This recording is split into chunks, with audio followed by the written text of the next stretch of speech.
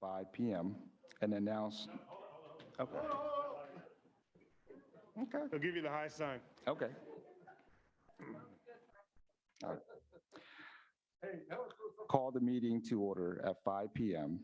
and announce that the board will be in closed session to address items 1 through 3. Call for public comment on closed session items. There are no items for, or public comment on items for closed session.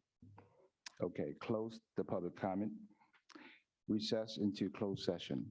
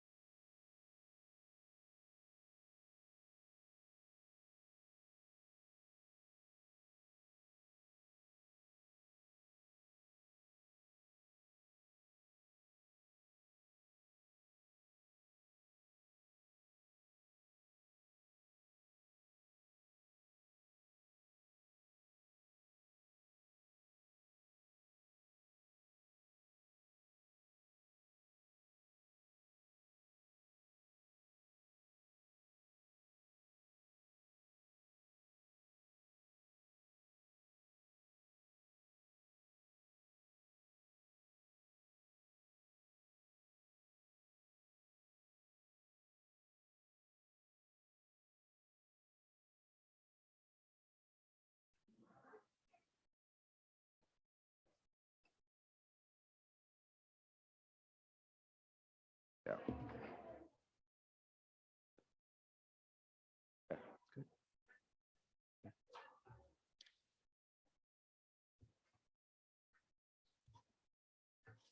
Good evening, and welcome to Elk Grove Unified School District Board meeting. Unless otherwise ordered by the Sacramento County Public Health Department, the state, or by the legal mandate, including AB 361 Board Resolution. The Board of Education has resumed full in-person board meetings. Live streaming of full in-person board meetings will be available to the public via the Zoom platform. Today's meeting is being video recorded and will be available on the district YouTube channel. There will be one public comment period during each regular board meeting after board recognitions that will include public comments may be made about items not on the agenda, but within the school district jurisdictions. Please note that if public comments are about items not appearing on the post agenda, the board cannot take action or discuss the public comment other than the board president briefly acknowledging the comment. Public comments might be made about all items that are on the board meeting agenda. Please note that the board may comment and ask clarification questions relating to public comments made about items that are on the agenda. Individuals may not defer their time to another individual speaker to increase their individual total time beyond 3 minutes. The guidelines for in-person public comments and participation can be found on the table outside of the boardroom and on the district website. Please be mindful that district students may be watching. You are encouraged to address the board and the public in a respectful manner such that all those observing, from children to adults, are made to feel welcome, safe, and valued. Pursuant to Government Code Section 54957.9, the board shall not permit any disturbance or willful interruption of board meetings. Persistence disruptions by individual or group shall be grounds for the board president to provide a warning and then to terminate the individual privilege of addressing the board. The board president may call a recess at any point during the meeting. Pledge allegiance. Call on Victoria Andrade with Principal Natisha Lewis Jones. Please come to the podium, please. And because the school is in my district, I will call upon myself after I read this recognition, and we'll ask you to do the Pledge of Allegiance.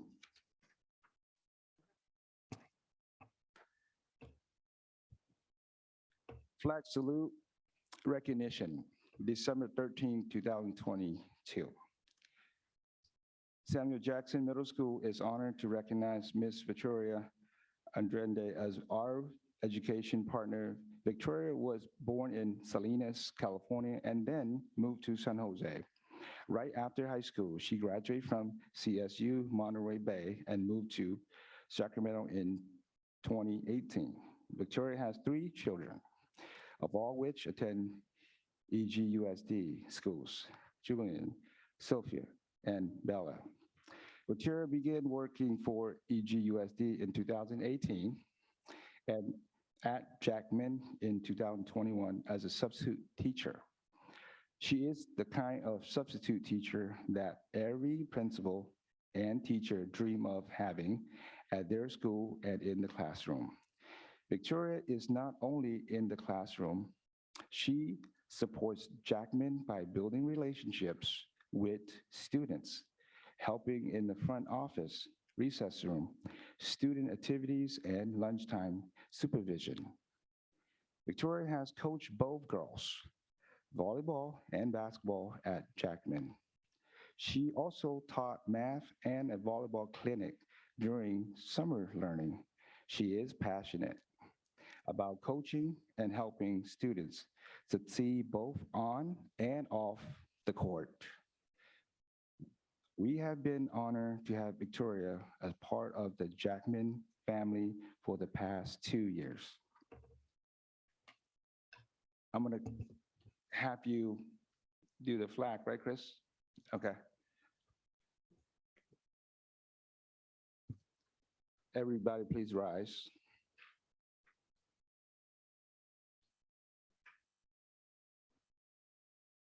Go ahead. Pledging to the flag of the United States of America and to the republic which is stand one nation under God, indivisible, with liberty and justice for all.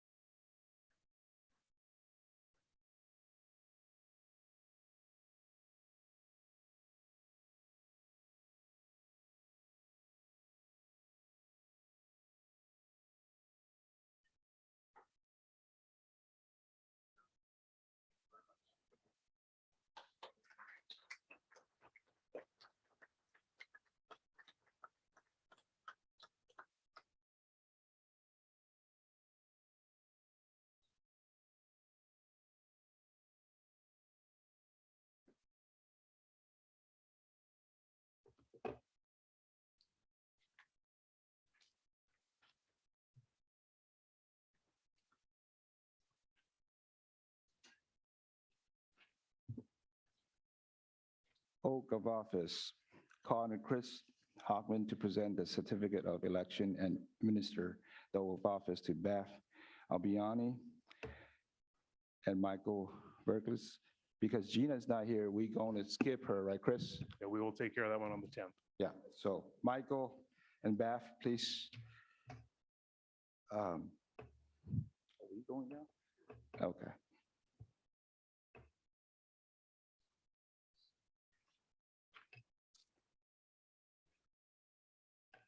All right, to get the fancy right hand up, I'm going to do one line at a time so we can just kind of, everybody can follow it. And right at the beginning part, I'll say I and you add your name, okay? I do solemnly swear that I will support and defend the Constitution of the United States and the Constitution of the State of California against all enemies, foreign and domestic, that I will bear true faith and allegiance to the Constitution of the United States and to the Constitution of the State of California, that I take this obligation freely without any mental reservation or purpose of evasion, and that I will well and faithfully discharge the duties upon which I'm about to enter. Congratulations.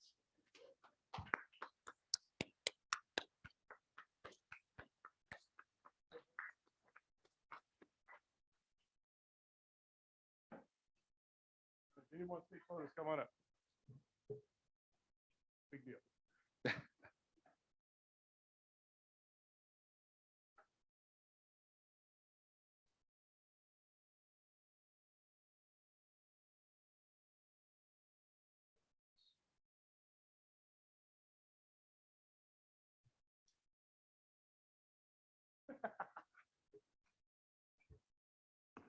Congratulations.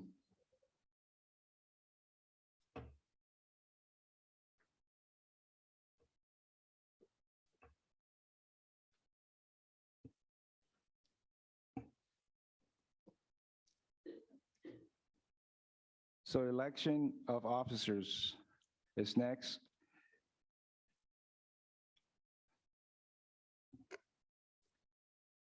Just want to make sure we're clear. I'm just going to go ahead and read this, and after that, then you could nominate. Call for nominations. Then a motion to elect the president of the Board of Education.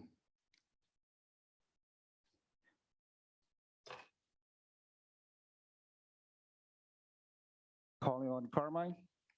Thank you. Before I make my nomination, I want to make a couple comments. I think that this board needs to recommit itself to the issue of its right to make policy decisions. I also believe that we, through our actions, must recommit to the principles of transparency, accountability, and most importantly, inclusion. I also believe that we need to focus on communication, not only amongst ourselves, but throughout the district in all of our actions, and that we need to work on boardsmanship. For me personally, it's important that I can trust the president to carry out these principles.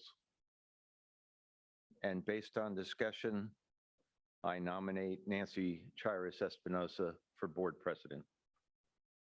I'd like to second. Okay, we got first and second. Roll call.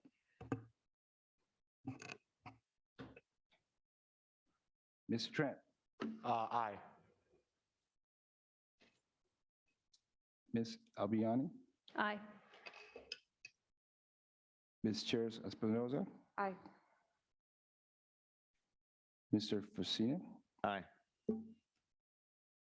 Ms. Jefferson is absent. Mr. Perez? Aye.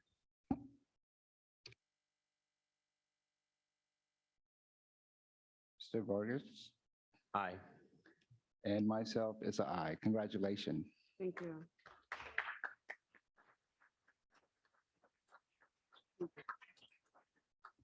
Next, we will nominate the clerk or VP. Calling for nominations. I'd like to nominate Miss Gina Jamerson. She's not here today, but she has indicated that she would be willing to accept that position. I'll second. Okay. We got first and second. Roll call. Mr. Trent? Aye. Ms. Albiani? Aye. Ms. Chairs Espinoza? Aye. Mr. Fasina? No.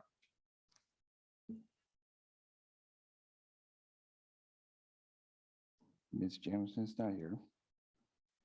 Mr. Perez? Aye. Mr. Vargas? Aye.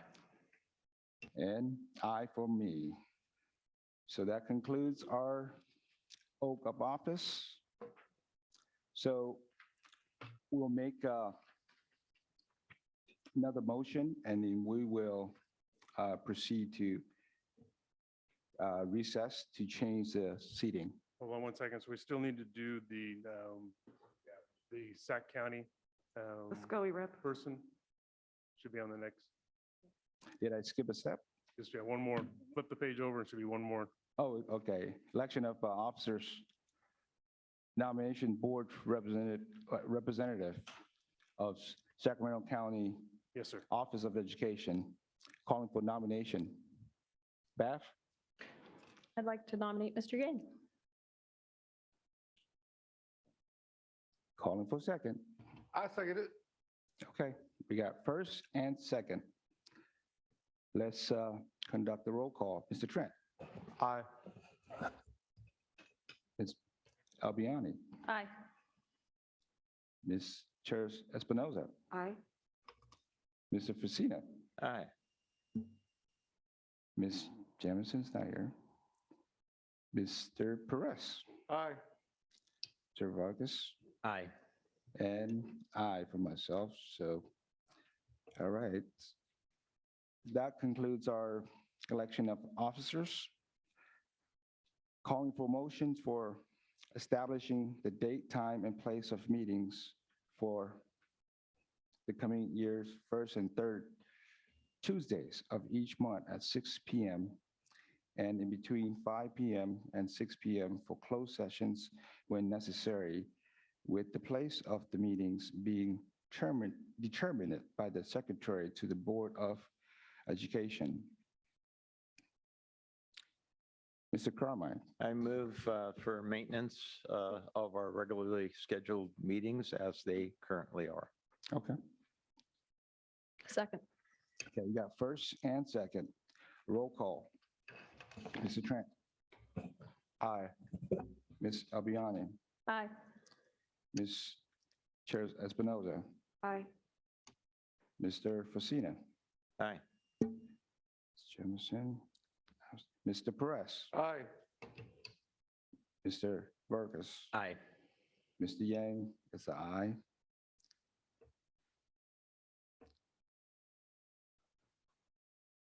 Okay, so presentation of the gavel to incoming presidents. Calling Chris Hoffman to present the gavel to the incoming president who will chair the remainder of the meeting.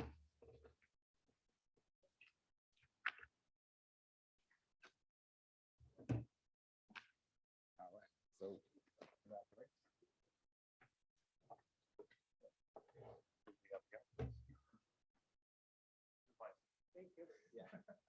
So, yes, so we're going to go ahead and take a 5-minute recess, please. Yeah.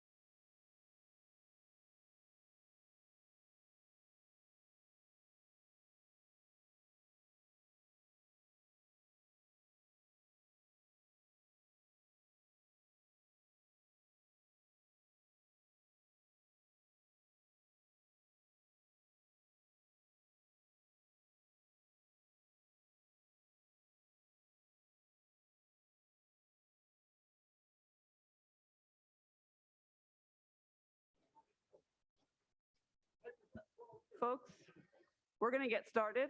Thank you. Tony? Thank you for bearing with us through the procedural stuff that we needed to do today. And I'll ask for your continued indulgence as I get myself used to this role again. Let's start up with our student representatives. First up today, we have Cosumnes Oaks.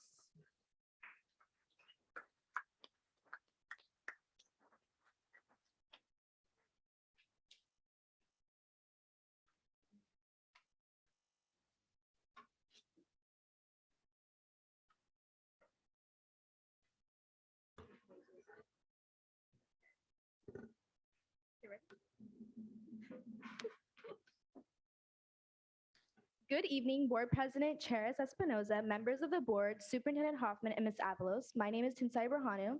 And I am Arya Shergill, and we are representing the mighty Wolfpack. To kick off the school year, we hosted a welcome back rally with performances from our very own Polynesian, Hakka, and Tunickling clubs, as well as games for students to participate in, such as mattress surfing and a fashion show. For our homecoming dance with the theme of Cities Under Lights, each class represented a city. Freshmen were San Francisco, sophomores were Rome, juniors were Paris, and seniors were New York. After hosting our school's annual club rush in late October, we had over 70 clubs on campus with lots of new additions. From auto club to crochet club, students have many opportunities to get involved and express their passions further.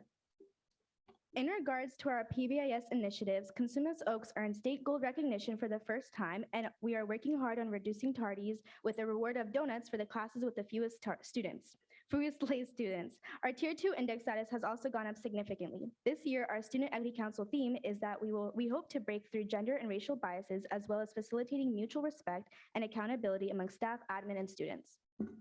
Many students participated in our Spirit Week on the week of Halloween. On Monday, students got to show off their Halloween costumes. Tuesday was country versus country club. Wednesday was soccer moms versus barbecue dads. Thursday was white lies, and Friday was dress as your type. We also held our Fall Fest with our very own Pumpkin Palooza contest and a haunted house ran by our Thespian Society and ASB, where actors worked hard to ensure the experience was a realistic depiction of a haunted children's hospital for visitors. Our student athletes had much to celebrate this season. 4 players from our girls golf team went to the sectional golf tournament, and our cross-country team had a good run with our boys placing 4th and girls placing 6th in the Delta League. Our annual college app info sessions provided an opportunity for our seniors to get a head start on their college apps and get support from our school counselors and our college career advisor. To celebrate the festive season, ASB put together a movie night for each of the classes where they provided an assortment of holiday treats and nostalgic films such as Coraline, Nightmare Before Christmas, and Home Alone. Our theater department also put on the interactive play, A Family Reunion to Die For, which was a suspenseful mirror mystery. Right now, they're working on their spring musical, Ranked. Thank you for your continued support. We look forward to highlighting our achievements in the coming new year, and remember that the strength of the pack is the wolf, And the strength of the wolf is the pack. Have a wonderful evening. Thank you.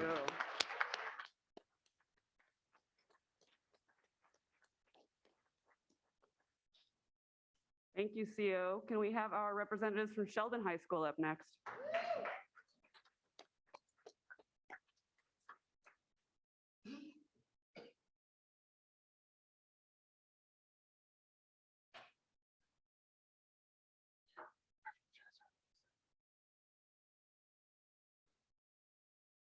Good evening, Board President Chaires Espinoza, members of the board, Superintendent Hoffman, and Ms. Avalos. My name is Inderpreet Singh, And my name is Kiani Leon. and we're representing the student body of Sheldon High School.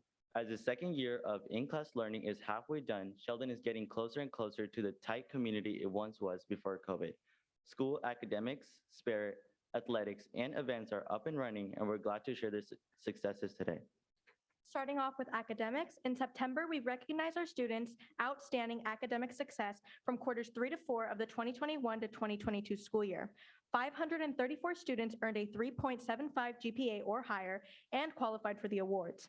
In the following month, after quarter 1, 1,563 students became qualified for the quarterly academic renaissance program, which gave benefits such as front of the line passes and academic waivers for having a GPA higher than a 3.0. Such high numbers can only be explained by our teachers who do their job with passion and commitment. In fact, Our computer science teacher, Miss Linda Dewberry, won UC Davis 2022 C-STEM Teacher of the Year Award. Sheldon is so thankful for having such committed teachers on our campus. Continuing on to our student unity efforts, ASB has been focused on reversing the social barrier that was placed on by COVID through trying to involve students in clubs and sporting events. At the beginning of the year, we organized Club Rush, where students got the opportunities during their lunches to join the 50 clubs Sheldon has to offer. A few weeks later, with these new members, clubs got the opportunity to fundraise by selling food to students in our food fair event.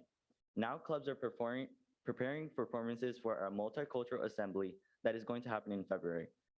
Another area that we're focusing on in order to increase school spirit is working on our student section. Last year, coming back from distance learning, students were intimidated and unenthusiastic about our sports teams, which led to small attendance. Therefore, starting small with our first football game on August 26th, we created Teal Army, a group that coordinates cheers for students and encourages them to attend games. With over 300 student followers strong on social media, the group comes together during each of our themed football games and will continue during basketball season in hopes of bringing even more students together. Moving on to athletics, our fall season has just ended for several sports and we're excited to share their successes. Our football team was one of the 3 teams to make it to playoffs and made it to the second round where they put up a tough fight against Folsom High. Senior Scott Nixon was named Delta League MVP. Several athletes also earned first team and second all Delta League honors. For our cross-country team, the Frosh Soft Girls team made it to the Sac Joaquin sections and performed well. Our women's golf team also had an amazing season and were presented with awards for being the sports team with the highest GPA. Although our women's volleyball team did not have the best season record this year, we are happy to acknowledge them for continuing to represent Sheldon despite having several injuries on the team. Women's tennis also had a great season, with several players winning singles every competition.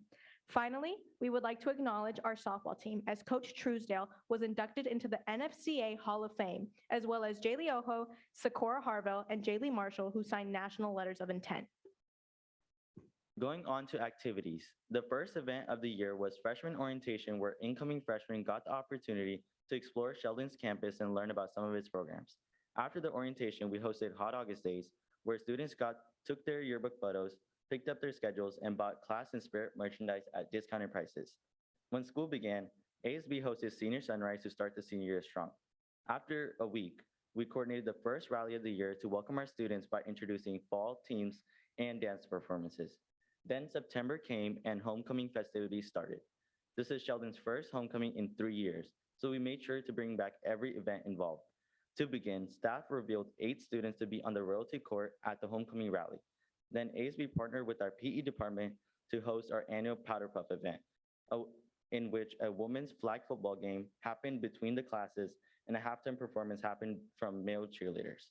2 days later, on Friday morning, we organized our homecoming parade featuring all clubs, fall sports, academics, and class floats to our student body. Later that evening, during our homecoming game, the king and queen were announced. And finally, on Saturday, to conclude homecoming, Sheldon led our first homecoming dance in 3 years, and it had the most tickets ever sold in school history. 2 weeks later, ASB hosted Senior Barbecue, an event in which the senior class enjoyed picnic games, inflatables, and Kona ice cups for all. The Sheldon Concert Choir also had their fall performances, which was heavily attended by our parents and students. Beginning in November, Sheldon Theater Works put on an amazing show called Peter and the Starcatcher, and it was well liked by families. As every year for Veterans Day, our marching band performed in a Veterans Day parade to show the appreciation for the ones that have served our country. On December 3rd, members of our FFA Academy participated in the Mariposa Public Speaking Contest, and several students placed top 10. On December 8th, band held an orchestra concert. Finally, our Universal Rhythm Dance Company represented Sheldon in the winter recital, where several schools came together to dance. As we are speaking right now, choir is coordinating with Smedberg Middle School on a concert night. Starting the year off strong, we're finally getting back to normalcy after the strange past 2 years. As time goes on, students will continue to succeed academically with the efforts of our outstanding teachers. Our community will continue to become stronger with more students getting involved in school. And ASB will continue to put out as many events needed to connect people together. Thank you so much for your time, and remember, every day is a great day to be a Husky.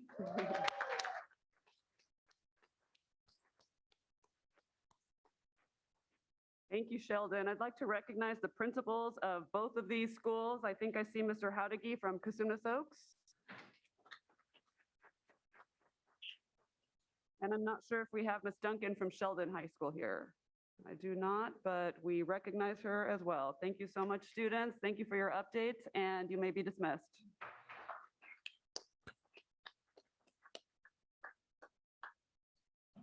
Next up, I'm going to call on Dr. Bindi Graywall.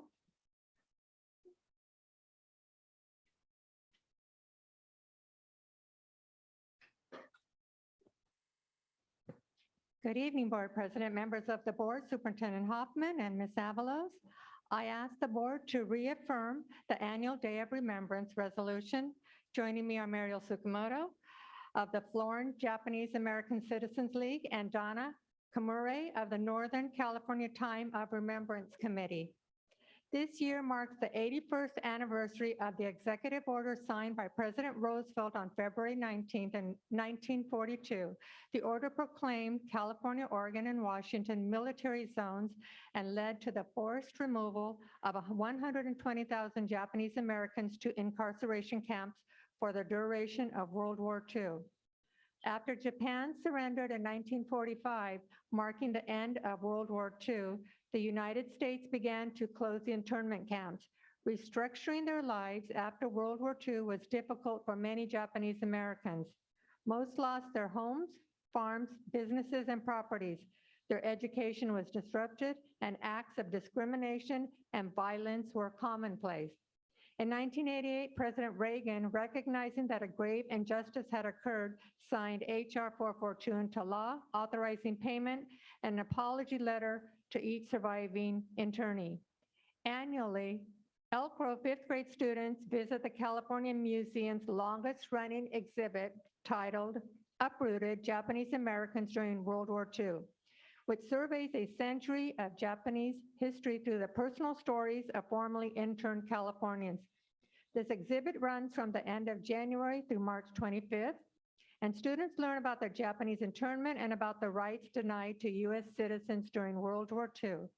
Students will be able to view this important information virtually or in person. Before the board takes action, Ms. Tsukamoto? Thank you so much for allowing us to come and speak before you. I know that your meetings run long, and I'll keep my comments short, but I am so proud that I am from Elk Grove. I graduated from Elk Grove High School in 1955. My parents graduated in the 1930s. My whole cousins and everybody in the family went to Elk Grove High School. So we have a long history here. But during World War II, we were not seen as Americans. We were seen as immigrants, even though we had been here. My parents were born here, and I think you're called American citizens, right? If you're born here. But we weren't seen that way. And we also did not understand that we had rights guaranteed as an American citizen or as an American resident. You cannot be taken directly from your home to prison. You have a right to be charged with wrongdoing, and then if you are found guilty, then and only then can you go into prison. Because we didn't understand our rights and we felt we had no voice, we set a precedent that wasn't good. It allowed the opportunity for some person that's in political power to decide that we don't like you, we need to put you away, and this is an easy way to get rid of you. And this is why this board is the only board that I know of that since 1981, you have been authorizing and supporting a program which teaches our children. And if you teach the children, their children and their children will learn that. So we're touching the future, teaching them the Constitution protects every American. And I'm so proud to be part of that process and congratulate the board because it started long before any of you served as board members. but I want to especially thank Mr. Forcina because he has been very, very supportive of this program. And also, I'm proud that so many of our young men served in a group called the 442 and the MIS, even when their parents were in prison. And they fought hard and become the most highly decorated unit in all of US military history. And they did that because they wanted to prove that they were real Americans, and they paid a high price. As it was reported, President Reagan did sign Executive Order 90, did sign HR 442, named for those soldiers. And we did get an apology. And for Mr. Oliver Track, I think you'll find that we also got a check for $20,000. And you're thinking, wow, that's a lot of money, which is for you. But when you think about somebody losing their farm, like Patty Masanaga's family, her grandfather had 150 acres in what is now known as Silicon Valley. Only Patty, her mother, and her brother were left alive. They got $60,000 for 150 acres of land in Silicon Valley. But it was an apology, and it was some kind of money. And that set a precedence too. I'm going to invite the board to a special opening of a new exhibit. The museum was able to upgrade it so that it has screens with pictures, and it'll have videos where people actually answer questions, and it modernized the exhibit. So we're very excited about the changes. But thank you very much for allowing me this time. Thank you very much.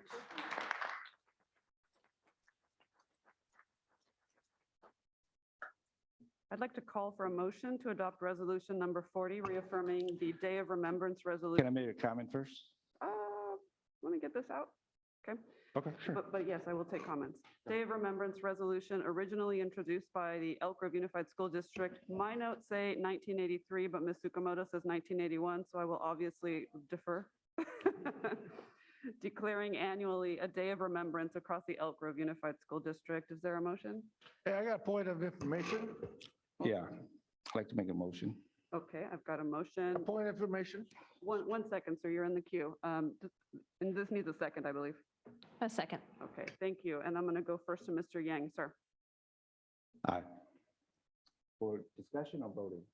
I thought You you had a said you had question. comments or questions? I'll comment. Go ahead, sir. Yeah. I'm sorry, miss. What was your name? Ms. Tsukamoto? Ariel Tsukamoto. Masuko. I'm sorry, say that again. Mariel Tsukamoto. Moto. Ms. Tsukamoto, thank you so much for being here. And thank you, Ms. Greywall, for reading that resolution. As a Asian man, but I'm an American, but I'm a Hmong descent. And hearing this resolution and hearing your story, it's very emotional for me, because when I think of myself, I think I'm American, first and foremost, and then Hmong descent. So what I do for the community, for the country, it's all for Americans. And the Japanese Americans who live here, I am sure that they live by that principle as well during that World War II. However, they were mistreated.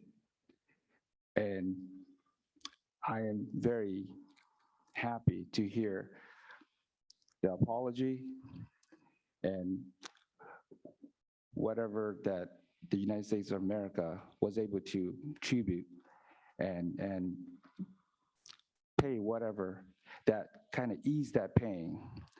I'm very, very thrilled to see you again here and presenting your story and hearing this resolution. So thank you so much for being here. Be well. Thank you for your comments, Mr. Yang. Thank you. Mr. Pettis.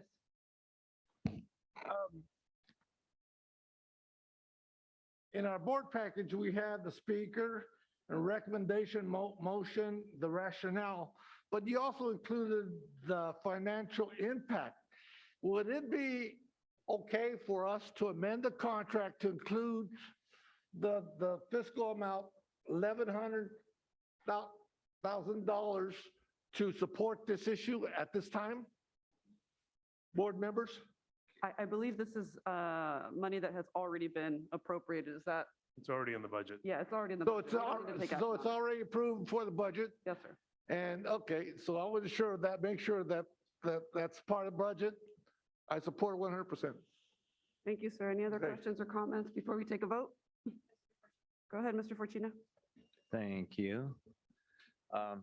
Ariel, thank you for those words of recognition, but it is I who wants to recognize your efforts and your continued efforts in your relationship, not only with Elk Grove Unified, but with so many others. The Day of Remembrance activities that you put on every year are so heartwarming. It's great to see just the thousands of people that show up, and the storytelling and the remembrance of what it was like. And I know that unfortunately, as time passes, there's fewer and fewer who can specifically address what it was like.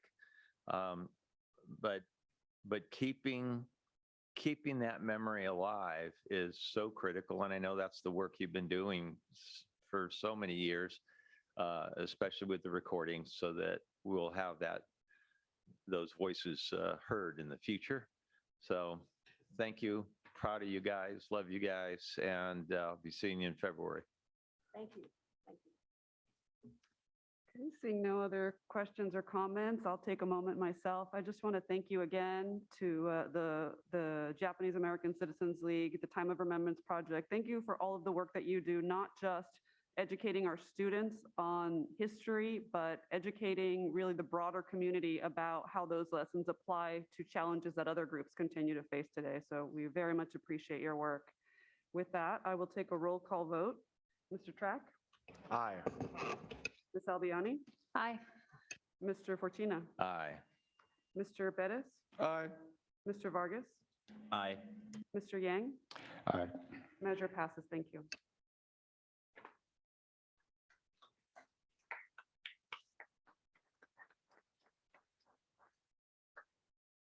The next item is the observation of Dr. Martin Luther King Jr.'s birthday, which will be presented by Ms. Danielle Black.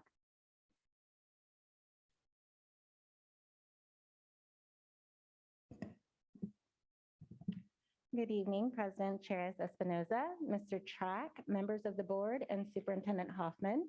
I'm here to request the adoption of Resolution Number 42, designating January 16th, 2023 as a celebration of Dr. Martin Luther King Jr.'s birthday. Dr. Martin Luther King Jr. devoted his life to the struggle for justice and equality and is universally recognized as a proponent of nonviolence in the pursuit of freedom. Dr. King firmly believed that the road which led to justice, equality, and a new sense of dignity for millions of Black people opened for all Americans a new era of hope and progress. Dr. Martin Luther King Jr.'s birthday not only reminds all educators of our responsibility and privilege to assist our students in developing their skills to reach their dreams for achievement and to pursue a nation which practices equality for all, but it's also recognized as a National Day of Service, which calls for Americans from all walks of life to work together to provide solutions to the most pressing national and local problems. The instruction in the Elk Grove Unified School District schools acknowledges the contributions of Dr. Martin Luther King Jr. in various ways. Teachers may include a variety of activities from our adopted curriculum, assemblies, presentations featuring highlights of Dr. King's life, and speaking and writing activities based on his speeches. In support of this resolution, Curriculum and Professional Learning will offer a virtual workshop not just available to educators, but any Elk Grove Unified School District employees who would like to attend. I'm excited about the opening of these educator workshops to all employees in Elk Grove Unified. The first one will be on January 17th, and to accommodate more people, we will offer it again in June. The title of this workshop is Art as Tribute, The Life of Dr. Martin Luther King Jr., where we will explore various forms of art that have been tributes to Dr. Martin Luther King Jr., including monuments, murals, paintings, sculptures, and music. The book Martin Luther King, A Peaceful Warrior by E. Clayton is one of the district's elementary recommended reading list books for 6th grade, and is part of ongoing curriculum that recognizes leaders and heroes from all cultures and ethnic backgrounds. Additionally, all students, parents, teachers, and staff are encouraged to observe this day of service by engaging in volunteer activities in service to our community. I request that the Elk Grove Unified School District Board of Education adopt resolution number 42, designating January 16th, 2023 as a celebration of Dr. Martin Luther King Jr.'s birthday. Thank you, Ms. Black. I'd like to call for a motion to adopt resolution number 42, designating January 16th, 2023 as a celebration of Dr. Martin Luther King Jr.'s birthday. I second it. I heard Mr. Bettis was the first, or did you go, Mr. Yang? I wasn't sure. Yeah, I moved it. Okay, Mr. Yang moved it. Mr. Bettis has the second. I'm going to do a roll call vote. Mr. Track? Aye. Ms. Albiani? Aye. Mr. Fortuna? Aye. Ms. Jamerson, oh, sorry, Ms. Jamerson's absent. Mr. Bettis? Aye. Mr. Vargas? Aye. Mr. Yang? Aye. And I am also an aye. Measure passes. Thank you. Thank you.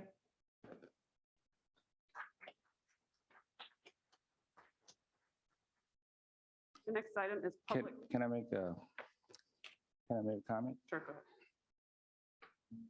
Yeah, I just want to read this quote from Dr. King. Everybody can be great because anybody can serve.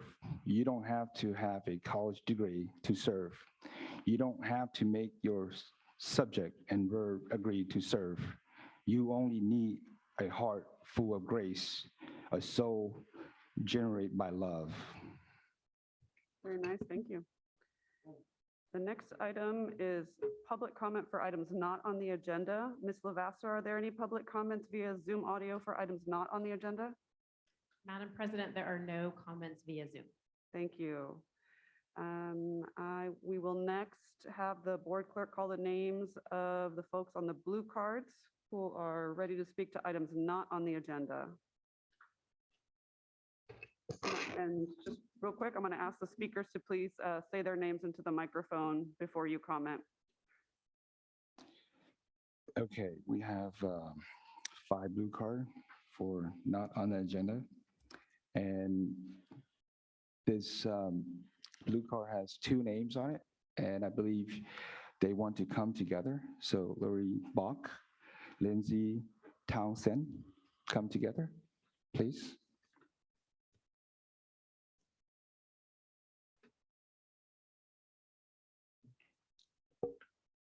And just point of clarification, even though that's 2 of you, we only allow 3 minutes per blue card. We don't want to take up a lot of your time. I'm Lindsay Townsend. I'm Lori Bocci. And we're part of clerical. We just wanted to address some issues that have been going on, and it's not just at our site, it's all sites and all classified All classified workers. And we're honestly exhausted, and the help just doesn't seem to come. And I think it's for a bunch of different reasons, mostly pay. Our clerical substitutes are not getting paid the wages that is appropriate for what they're doing at school sites. And I think we've had a vacancy at our site, Sheldon High School, since the beginning of this year. We've tried to, this will be our 4th posting of the job. We've had a member of our SOA2s go on medical leave because of the stress of our site. And I know this is, it's across all sites. And so we just really wanted to give a voice to everybody, and that's custodians. Our site has had minimal custodians because of substitutes. Our Campus security, we've had one or two, and we just don't feel safe at site, but it's really because of the substitutes not getting paid as much as they should too. So it's affecting all of us.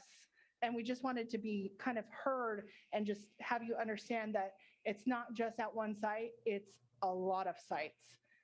And the morale is at its lowest for all classified. Everyone you talk to, they're all feeling it. Our custodians are struggling so much where we only have one or two person at night or even during the day. It's awful. I've been with the school district over 20 years, and this has been the lowest in the last year. And it's not because of the COVID. We all worked hard during the COVID, but now just to get a sub, and then they're complaining because the pay is $15. We had one of our retirees coming in, and they paid her $15, even though she retired as a DP.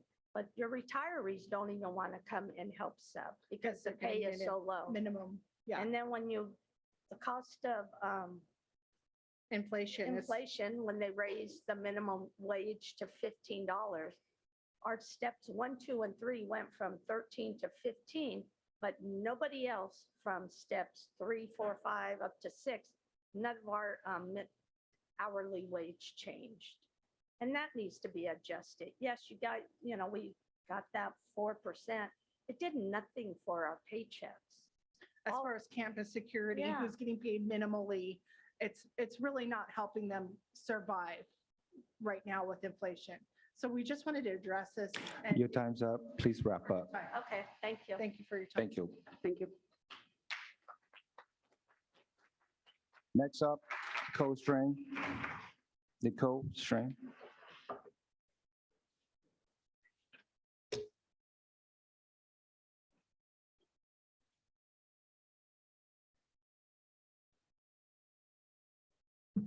Hi, my name's Nicole Strange. This is my friend Akira. She's just going to hang out with me. I'm actually here because of the two people you just heard from, Lindsay Townsend and Lori Bocci. They are my fellow data processors and registrars at Sheldon High School. I work at Pleasant Grove. And we're just here I'm piggybacking off of what they said. We've been short-staffed at Pleasant Grove for 2 years now. We had to post our SOA position 3 times. And every time we called the people and offered them the job, they were like, yes. And then when HR finally got around to calling them, they declined. Yay. So as a data processor, my daily, what my snapshot of my day looks like is I start well before my contracted hours. And then throughout the day, I'm usually in the front office, as the SOA attendance tech, and I'm also doing my data processing job as well. So my day would be I'm answering 100 phone calls. Pleasant Grove High School is a high impact school. We are checking kids in and out, over 100 kids a day, and then over 100 phone calls, because we're also tracking all the attendance phone calls that we get throughout the day. But as well, along with doing that, I'm also doing a registration, or I sometimes when my register is out for any reason, I'm doing a dismissal or a disenrollment, or when my secretary decides to take a vacation, rightfully deserved and earned, I am the secretary. So I'm pulling the rosters and handing out the keys and using the radio to track any issues that are happening on campus and alert any of my admin that may not be aware. So we are heavily short-staffed. Akira at her site is in the same position. Actually, I think every data processor I've talked to in the district is filling in more than 1, 2, 3 hats every single day. I agree with Lindsay. I think a huge issue is the cost, the entry-level position at Elk Grove Unified, and the cost of living. It's killing us. We have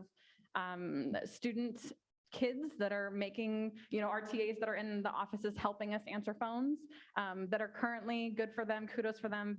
They're getting their jobs and getting work permits filled out. They're making more money than my current SOA 2 and they're answering the same phone calls. And my SOA 2 carries a bit more responsibility than a TA. But that is an issue. And I hope in our future that we can address this, because I think for every data, I'm speaking for every data processor and register, we're just feeling the stretch. My SOA, she said her example is like, we're like a rubber band, and any little instance that is happening is just, it hurts to hear. Your time's up. Please wrap up. Well, thank you guys so much for hearing us. I hope you guys have a great night. Thank you. Next, Melissa, Bitcoin.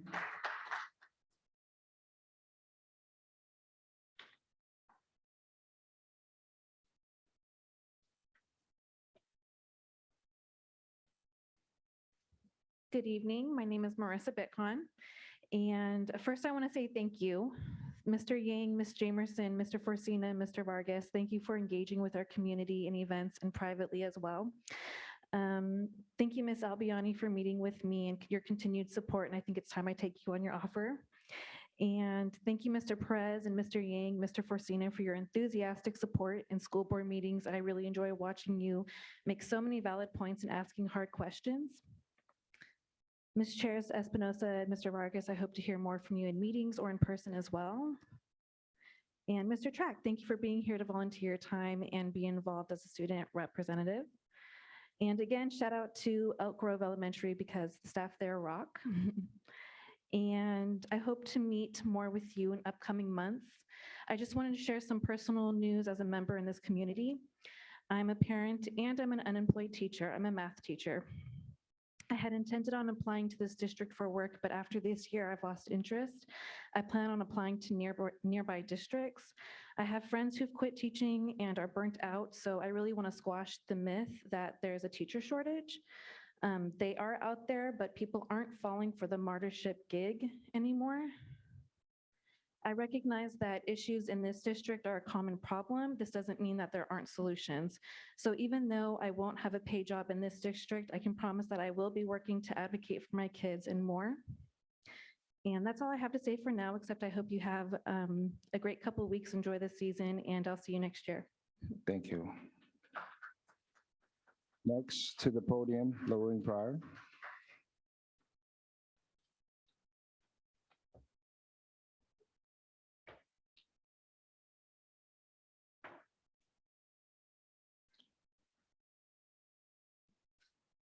Like Groundhog Day. Hey, Nancy.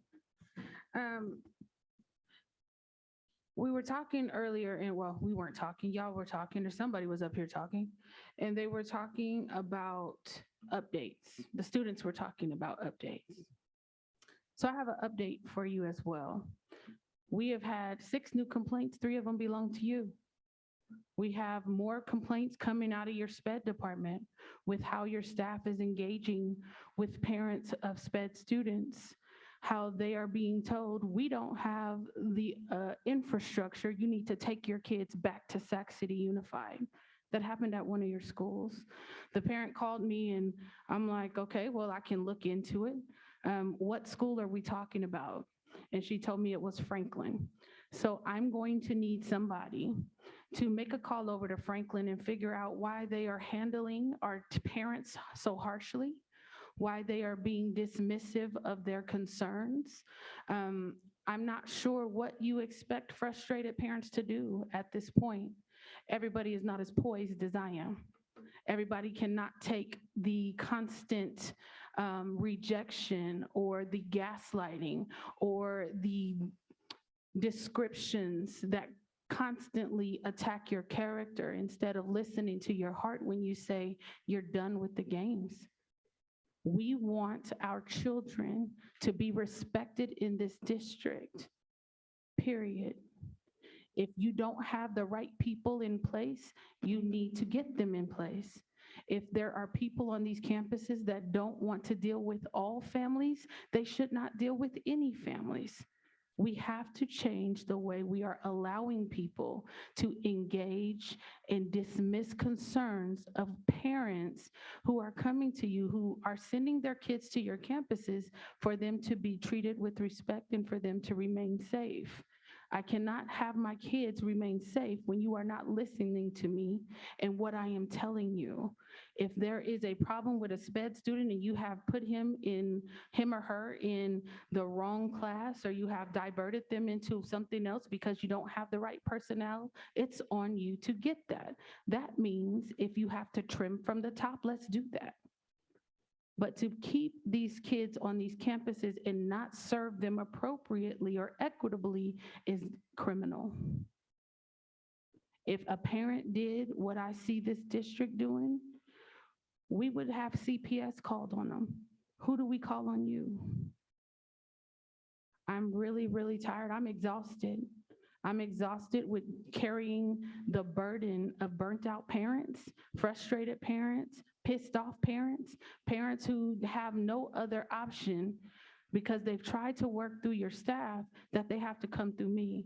And when I come to the schools, now I'm the problem. So please get your staff together. I hope in the new year, we will see some movement on that. Because if not, I'm gonna be back. I'm gonna be back anyway, but I'm gonna be back and I'm gonna be mad. Next, Lisa Stanley. Before Ms. Stanley goes, Ms. Pryor, was that Franklin Elementary or high school? Oh, that was the high school. Thank you. Somebody last name Dillingham or Dillingham. I'll figure it out. The school's enough. Thank you. Thank you. I'm Lisa Stanley, an advocate with Black Youth Leadership Project. I know she was going to cover the some of the complaints, but I want to read it out of an article that was just posted today out of the Elk Grove Daily News, as well. It's called "As Well Run and Reform Minded as Claimed." EGUSD received poor reform ratings from independent study. The District Readiness Index study conducted by Pivot Learning found that in 3 overall scores, the Elk Grove District was middling in terms of education reforms needed to improve student performance. EGUSD scored poorly in community and family engagement, finance, and leadership. Within community and family engagement, which scored EGUSD as having partial foundations, of significance, the district was rated as having few foundations for family and community involvement in decision-making. Additionally, within that category, the district scored poorly in readiness to develop relationships with families and opportunities for two-way communication with families. And that's something I know Lorraine's been in this a lot longer, the last 4 years, me the last 2 years, saying the same thing. All we want is some community engagement with our families. We want to be at the table. We want everybody at the table. We want their voices heard, our family and our children's voices heard. More damning was the district's overall leadership and governance score, ranking it as having few foundations. The 3 categories were an attempted or a successful recall of board members, adoption of superintendent performance review process, and adoption of an equity policy. The article goes on to say EGUSD has been regularly criticized for the unfair and disproportionate discipline for its Black students. I want to remind the board and everyone here that we cannot address any other issues until anti-Blackness is acknowledged and addressed with policies. And this is a side note. The people who quote Martin Luther King today would have hated him because he makes white people uncomfortable. And all immigrants should pay homage to him and join the fight against anti-Blackness. Thank you. That's it for non-agenda blue card. Thank you. Ms. Lavasser, are there any public comments via Zoom audio for items on the agenda?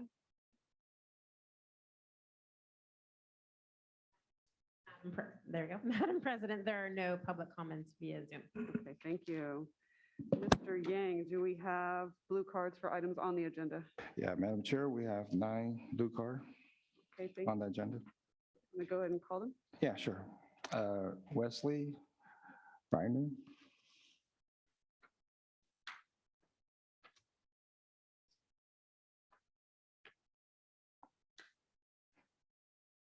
And I'll just remind you again, if you could please state your name before you speak. Thank you. Good evening, board. My name is Wesley Bramer, teacher at Franklin High School. I was downsized this year as an inclusion specialist.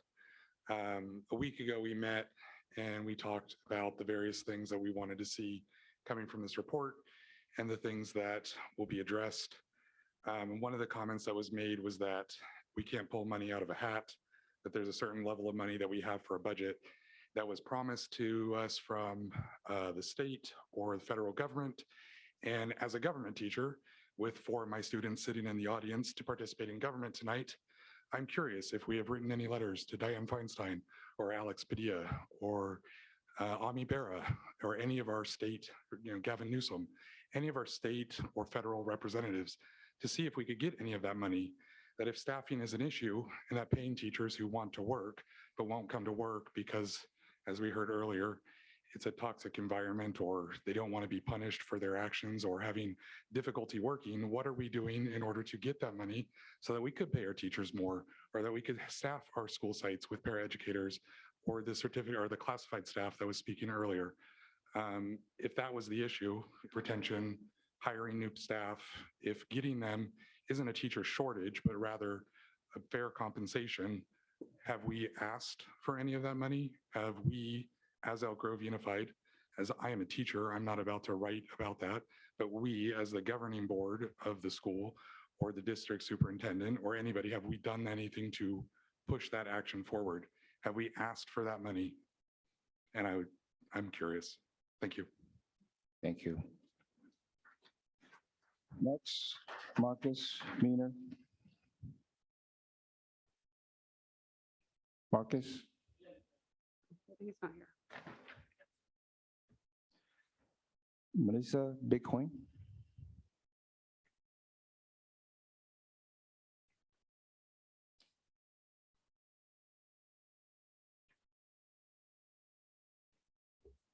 Hello, Marissa Bitcon again. I just have a couple issues to follow up on regarding inclusion. I had sent an email into September with 11 questions regarding the changes to the inclusion program. Most of you had responded that you received my email, and I appreciate that. Dr. Martinez-Alaire responded with, I have received your email and questions as your feedback is important. As a staff member, we'll be following up with a response. Ms. Chairs Espinoza, you had said we are coordinating a response to your questions. I have not heard from anyone to answer my questions, and I was hoping you would comment on that tonight. As a community, we have provided many questions and they have not been answered. I also want to express the same concern we have been bringing up. Any new information from the district still doesn't add up. We're told this wasn't a financial decision, but the district said they were downsizing. We still don't know we still don't know the money saved from the teacher salaries. How is it going to be used? Mr. Riley said that the future of inclusion is co-teaching, and he focused a lot on secondary education. He told us he was looking for a school to pilot co-teaching, but this district already has co-teaching, and I'm interested to know if he knew that and if there had been a comparison in priorities between primary and secondary teaching or interventions, I'm sorry. And resources have been taken from elementary students, but we know early intervention is so important. And if we invest in kids earlier, then the return is so much greater. Right? So we know illuminating the inclusion has had directly affected special education students, but this is an issue affecting the whole district because gen ed teachers and admin are losing a resource. And I believe if this change had been communicated to all the families in the district, that many more families would have an opinion on the issue, which would make inclusion more of a priority to all of us. And teachers from the inclusion program were used primarily to fill level 4 self-contained special ed classrooms. So I'd like to know how many of those teachers still have those how many of those classrooms still have those teachers, and if they are still there, then will they be there next year? And Mr. Riley claims that some of these people are happy about the change, and I'd like to hear from them and ask why. I'd like to learn more and hear more from all perspectives. And thank you for continuing to give attention to the inclusion topic. We've been asked to give these changes a chance, and I'd like to ask for how long. Can we set a date when these changes can be reevaluated and action to be taken based on our voice in the community? Thank you.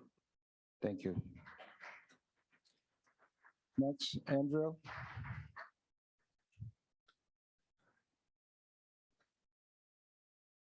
Adrian.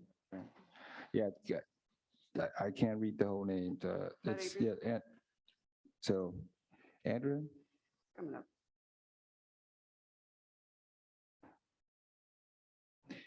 And if you may, please say your name, your full name. Thank you. Everyone. Yeah, my full name actually is Chadrick Adrian Ballesteros. And I graduated from. Can you get a little closer to the mic? I want to make sure people can hear you. Oh, my bad.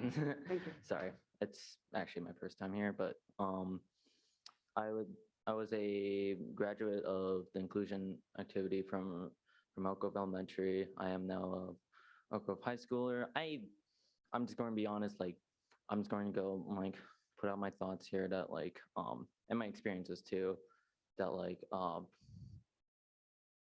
I really did benefit a lot from like paraeducators from my experience. Like, I mean, if it wasn't for them, like it would have been just me and the teacher. And I've been with so many different teachers that like they have their own different like learning or like I mean teaching strategies. I mean, and so like you know sometimes they'll like if I ever wanted to ask a question, they would either like go up to me and like let me know like or just like want to like answer my question or just like I would have to ask the question to the entire class. And I remember just being extremely terrified of that.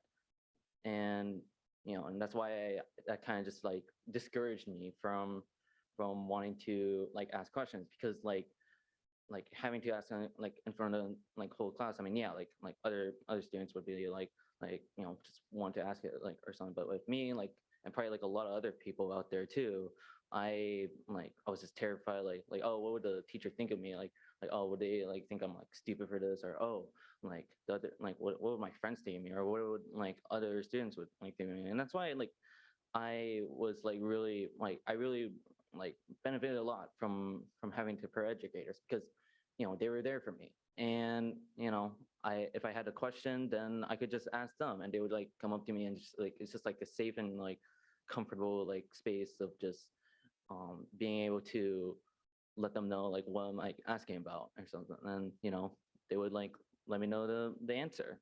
And most of the time these paraeducators also like talk to my parents too or like my family and you know so there's like connections made that also made me feel really comfortable and really safe. And you know even though like I am now like what like graduated from like Elk Grove Elementary and stuff, I still needed like paraeducators. Like back in middle school, like I was just completely terrified by like just like every single change just because you know age and everything. But you know there are still paraeducators out there that who helped me through it all. And with that, I managed to experience a lot of good things. So yeah, and that's all I wanted to say. I mean, most of it at least, but yeah, I hope everyone here has a good evening and yeah. Thank you. Next, Dustin Noble.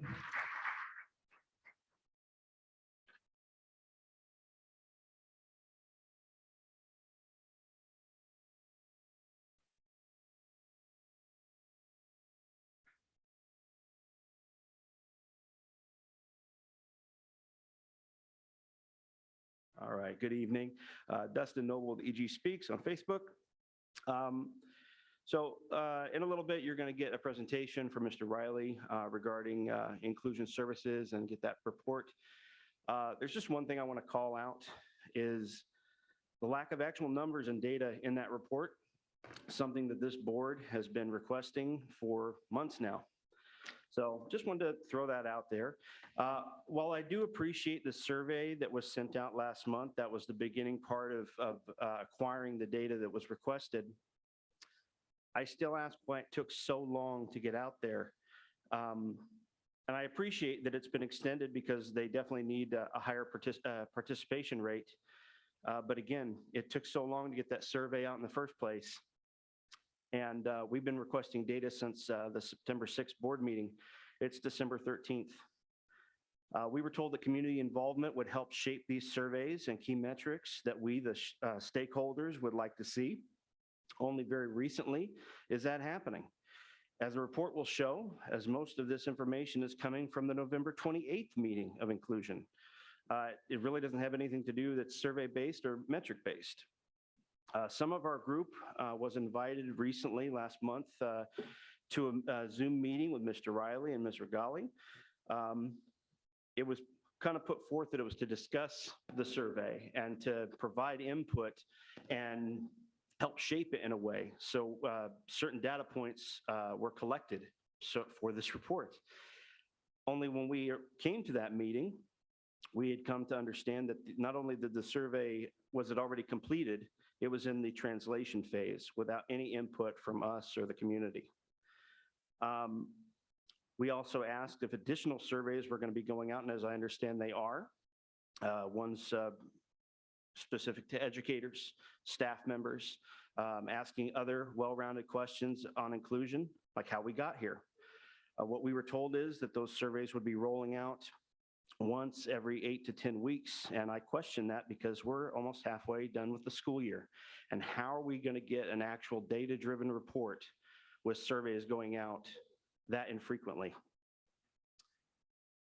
Make no mistake, I want to assume good intent here, and we want to work with the district to problem solve this issue.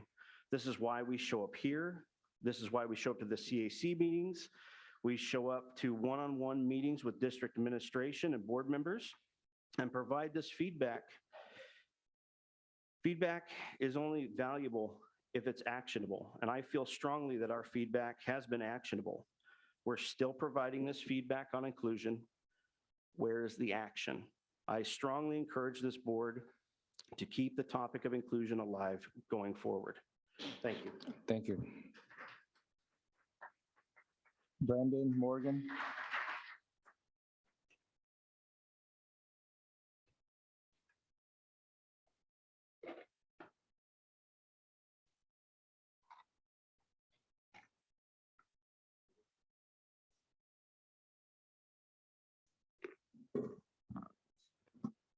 Hello, my name is Brandon Morgan. Good evening, board members, and thank you again for this opportunity to speak. So recently here in this room, we had a meeting about inclusive education. There's quite a few parents, teachers, paraeducators, district administrators, and concerned citizens, as well as Mr. Yang and Mr. Forcina. Thank you guys for coming to that. And we're going to hear a presentation that kind of follows up on that. So I just want to kind of go about one of the themes that we heard a lot in that meeting, was that Mr. Riley, in putting out one fire, caused many other fires to pop up. And that's something that stuck with me because I work alongside of incident management teams on forest fires and wildland fires. So putting out fires is something I've become very familiar with over the past couple of years. One of the big things that is understood with these incident management teams is that when you make a plan, you don't just make a plan, you make 4 plans: a primary plan, a alternate plan, a contingency plan, and an emergency plan. You have to be ready for if and when your primary plan runs into a problem so you can fall back to the next step. Ultimately, what we've seen here is the district having gone from a primary plan, jumping straight to the emergency plan by initiating sweeping changes in special education after the school year already started. That is an emergency plan. It's the most disruptive and dramatic option to take, and you only take it because your other plans have already failed. If this was the alternate or contingency plan, you don't do it mid-year. You don't do it such short notice, and you don't do it behind parents' backs. And based on the feedback we see in the presentation, there's been a negative impact. And I, as the parent of a child in inclusive ed, I see that impact firsthand. So that kind of brings me to the next thing that caught my attention this week, and Lisa Stanley kind of already brought it up. I've had a few discussions with various program coordinators and specialists, and the thing that I found that continually caused these problems to get worse is poor communication. And according to the study that she mentioned, that's a place where the district is severely lacking, is communication with families and the community for involvement in decision making. And, you know, I kind of definitely see the irony in that as I was writing my notes tonight, as we got a letter from Mr. Hoffman, in which he quotes Helen Keller, "Alone we can do so little, together we can do so much." But that's not how we as parents have felt in this district this year. And I think those that have actually reached out and started working with us after we already caused this big commotion. But ultimately, I think the things that we're seeing here might be related to one of the other findings that the district, as of the 2021 school year, had not adopted a superintendent performance review policy. And maybe that's changed since then, because this is data from the 2021 school year. But if that's still the case, there's no accountability for the leadership in this district. And with that, they can do whatever they want, and parents just got to live with it. My hope is that, as always, you as a board can take a look at these issues and determine what actions can be taken to fix them. We can't afford to let poor planning impact our children's Your education. time's up. Please wrap up. Thank you very much. Thank you. Courtney Rosoan.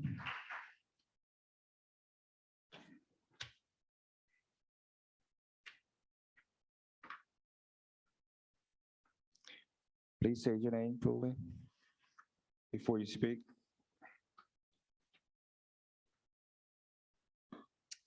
Hi, happy holidays. Congratulations, Mr. Vargas. Welcome. Tonight, I'm going to not be speaking for myself.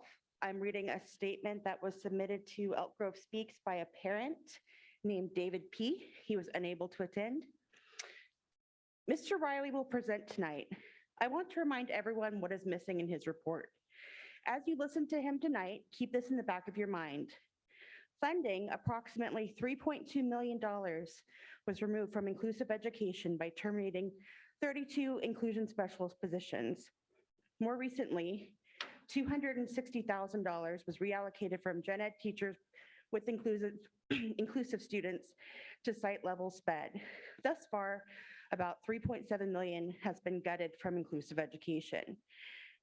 6 inclusion specialists have resigned. They are moved to self-contained classrooms in September. 3 months later, 60% have left the district. After 3 months, Mr. Riley is just now identifying metrics. He is still trying to identify services to support students and staff. He is still trying to fill voids in services and support created by elimination of the inclusion specialist role. You will see that Mr. Riley has no definite timeline for training RSP teachers. And again, these are his parents' words. So basically in September, he pushed people into the pool and walked away. Months later, he returns to teach them to swim and is surprised that people are lying face down motionless. If I were you, I would not sign up for that swim class. Do not sign up for that class. 102 paraeducators resigned between 2021 and 2022, and Mr. Riley is just now identifying the need for recruitment and retention.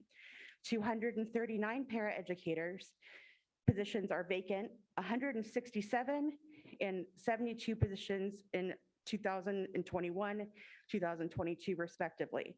Just to give everyone a frame of reference, earlier this year, there were 150 vacancies. In January, Amrit Singh said the district was hiring on an average of 28 new paraeducators a month. 11 months later, we jumped from 150 to 239 vacancies. Mr. Riley will have you believe he can make inclusive education better. So you have to wonder how that is possible when he takes away funding from inclusive education, removes staff, and treats training as an afterthought. We know with certainty that every program that does not have proper funding and staffing will wither and die on the vine. So here's what I predict. I predict more students who qualify for inclusive education will remain in self-contained classes. I predict enrollment in inclusive education will plateau and decrease. I predict he will fundamentally change inclusive education to just inclusion, which is a different definition than inclusive education. Your time's up. Please wrap up. Thank you.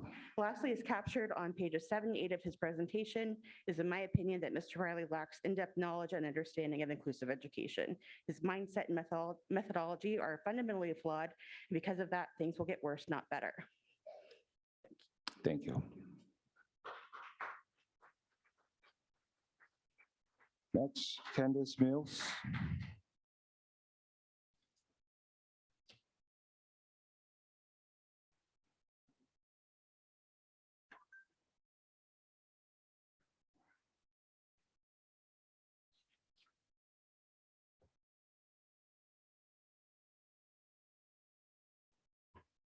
Hello, my name is Candace Mills, and I'm reading a letter from a special education teacher. Good evening, board members, Mr. Hoffman and Mr. Riley. I am a special education teacher and I've been with the district many years. I have questions and possible solutions for you to discuss. My first question is, which Arbinger, I'm not sure, tools were used in the decision to eliminate inclusion? And who was involved during this process? The following is a quote from page 37 of the Leadership and Self-Deception book that every employee in this district read and was required to take multiple classes in. Which one are you? The quote is, either I'm seeing others straightforwardly as they are people like me who have needs and desires as legitimate as my own, or I am not. Which is it? Are you in the box or out? My next question is, how many former inclusion teachers are teaching in special day leveled classes? A proposed solution: the former inclusion teachers not in special day classes could go back to their schools as level 1 specialists and coordinate all services as envisioned for level 1. You can actively look for teachers to fill the few special day classes and let the former inclusion teacher go back to their former sites or stay if they would like, their choice. We teach our students that we all make mistakes, which is a foundational skill in learning. We teach them that we learn from our mistakes. Can you learn from your mistakes? Hopefully we can all learn from this and move on in the way that best serves our students. Respectfully, from someone who cares deeply for all students. And as for myself, I would like to echo her question. How many former inclusion teachers are teaching in special day level classes? I've heard 6 have resigned, and it sounds like I was backed up by someone here. I know of 2 others that are just staying to the end of the year. That's 8 highly educated, experienced teachers that have resigned and in all likelihood will never be back. How can you lose 8 of those that are in such short supply? And it's all because of this change. And part of the reasons they resigned was they knew going to those classes have been neglected for years and years. I've heard speakers in here months ago. They don't have supplies, they don't have curriculum, they don't have trained paras. These inclusion specialists were in their jobs for years, one in particular 10 years, and you were gonna pick her up and put her into a day class that she knew she would not have the support when she got there. So I'd like to know what fire. Your time's up. Please wrap up. Thank you. Since you've lost 6 of them already, and you've caused all these other fires elsewhere. Thank you. Thank you. Last blue card, Peter Mendoza. Peter Mendoza? Yeah, he's coming. Okay, copy.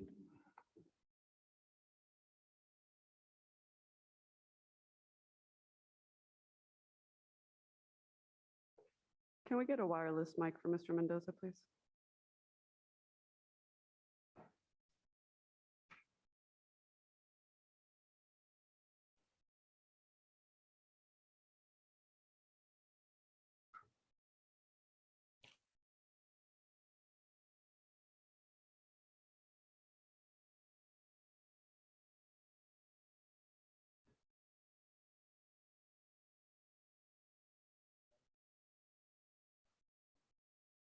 Which one, this one?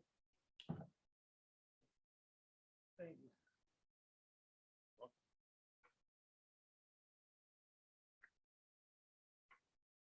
Whenever you're ready, sir. Thank you. Madam President, members of the board, I appreciate the ability to speak to you tonight. First, my name is Peter Mendoza and I work for the State Council on Developmental Disabilities, Sacramento Regional Office. Our office serves 10 counties, kind of from Yellow all the way through the Tahoe region. I'm also a resident of Elk Grove. Has a disability who went through special education services many years ago now in the Bay Area. I think one of the problems with happening with the changes to the full inclusion program is that there was a lack of board oversight. There was a lack of a plan. You know, we're well into the school year and we're still building the program. Parents and students thought they were getting one program and they're being moved to that program has been dismantled and now they're having to struggle to have their rights upheld, to get a full education and the services and supports they need, which are important for every child and every student. Remember that one of your fundamental roles is to be here for the best interest of the child.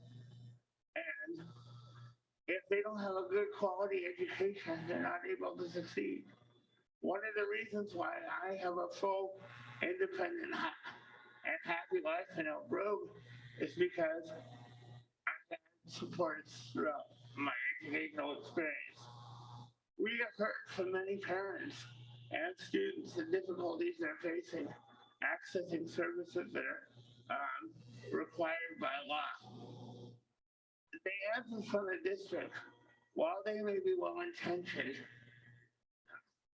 really don't address any of the concerns. There's a lack of strategic planning.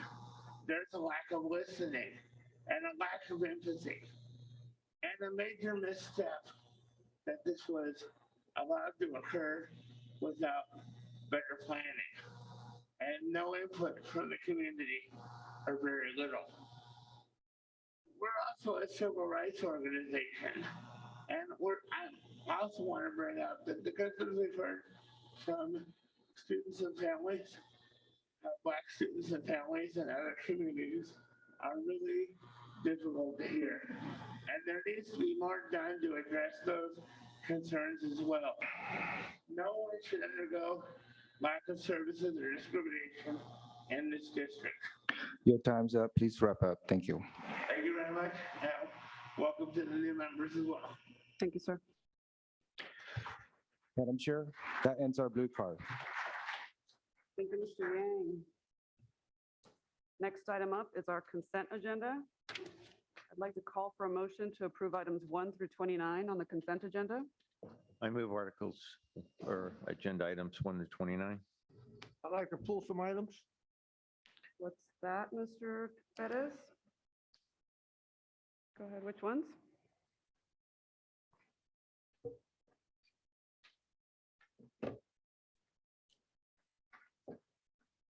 Can you give us the numbers, Mr. Pettis?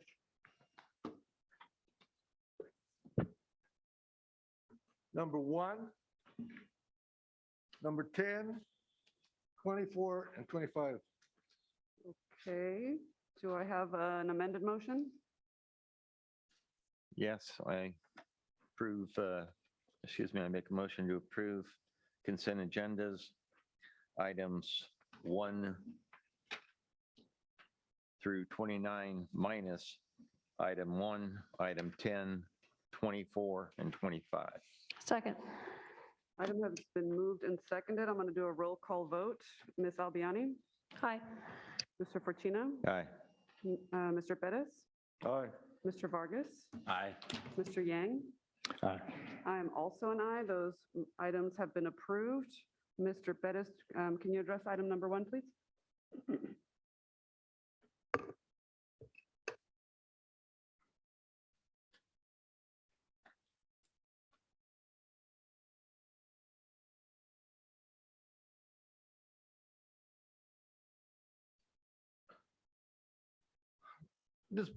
This board item, which is approval of board policy.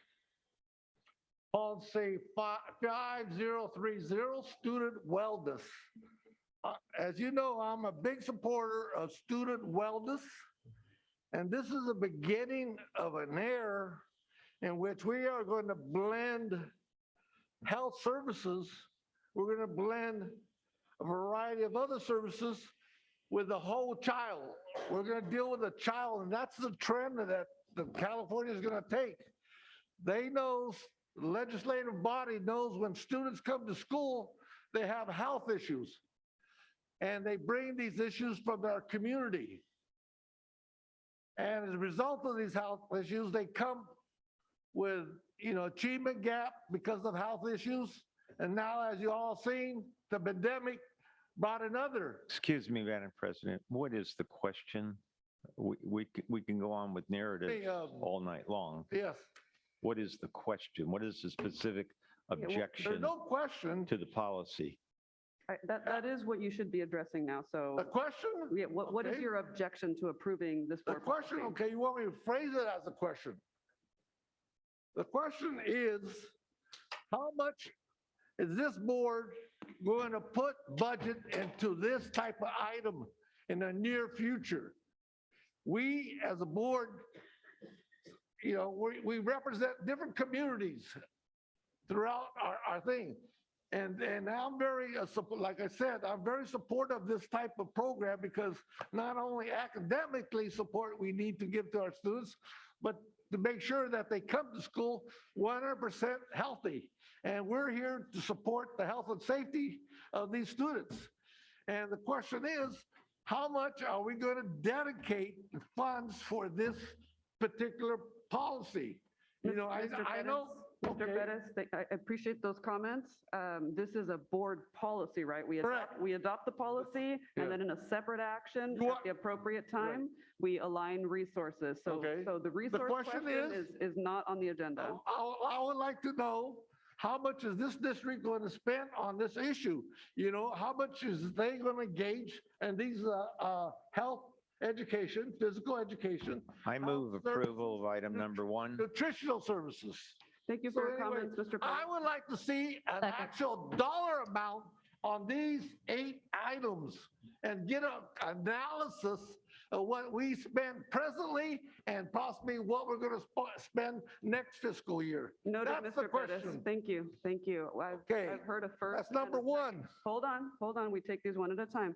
I heard a first and a second from Mr. Fortuna and Ms. Albiani. I'm going to take a roll call vote on that. Mr. Track? Aye. Ms. Albiani? Aye. Mr. Fortuna? Aye. Mr. Bettis? Aye. Mr. Vargas? Aye. Mr. Yang? Aye.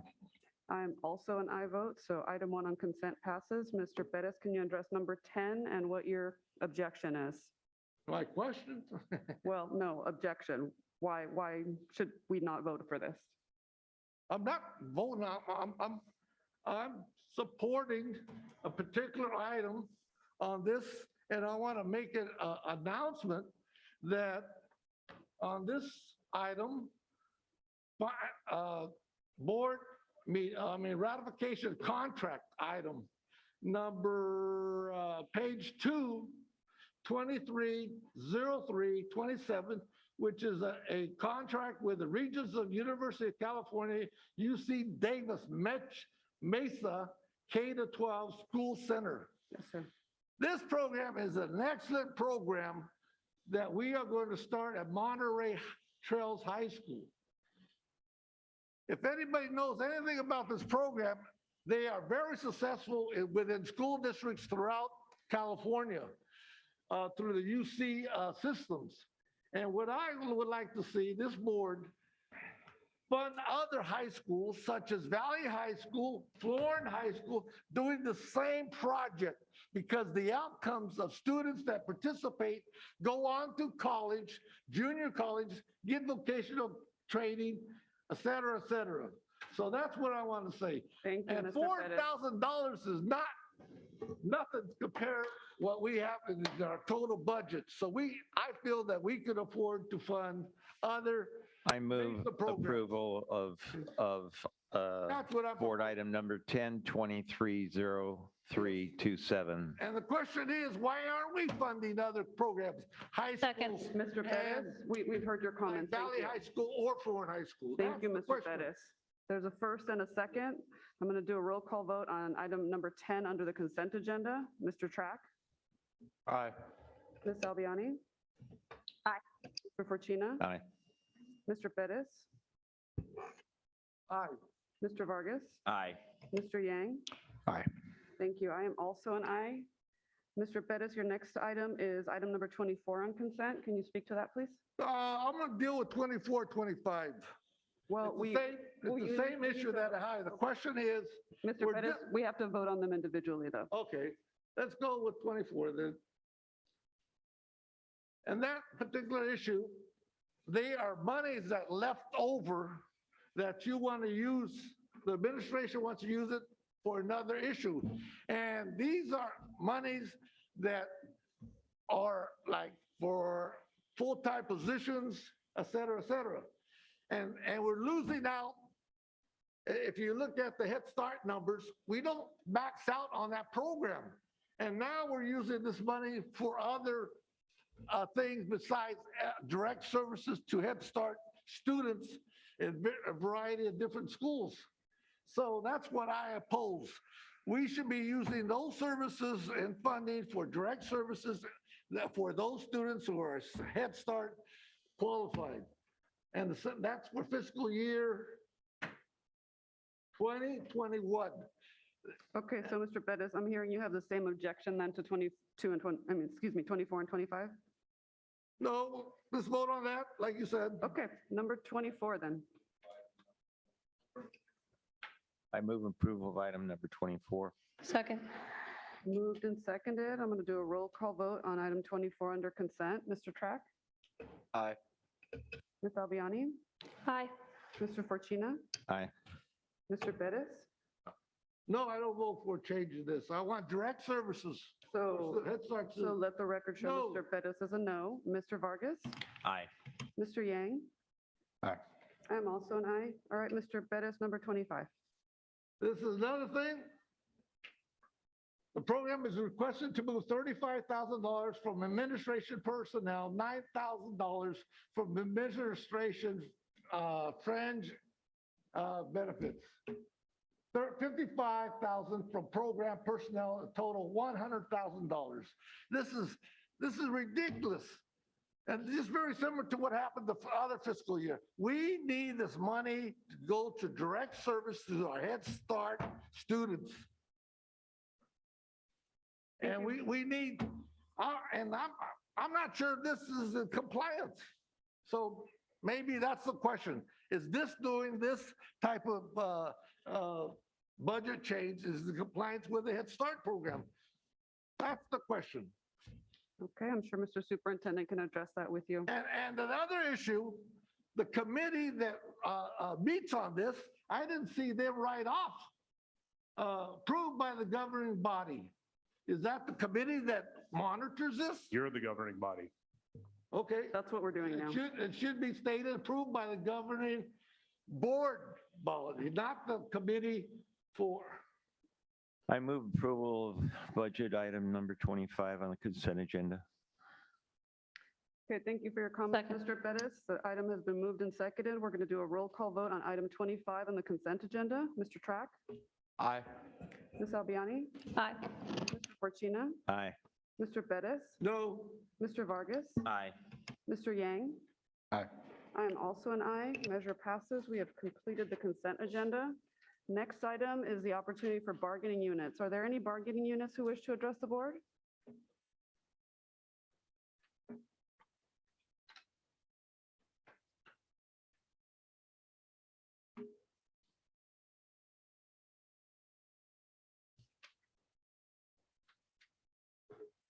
I thought we were going to have the budget update first, but here we are.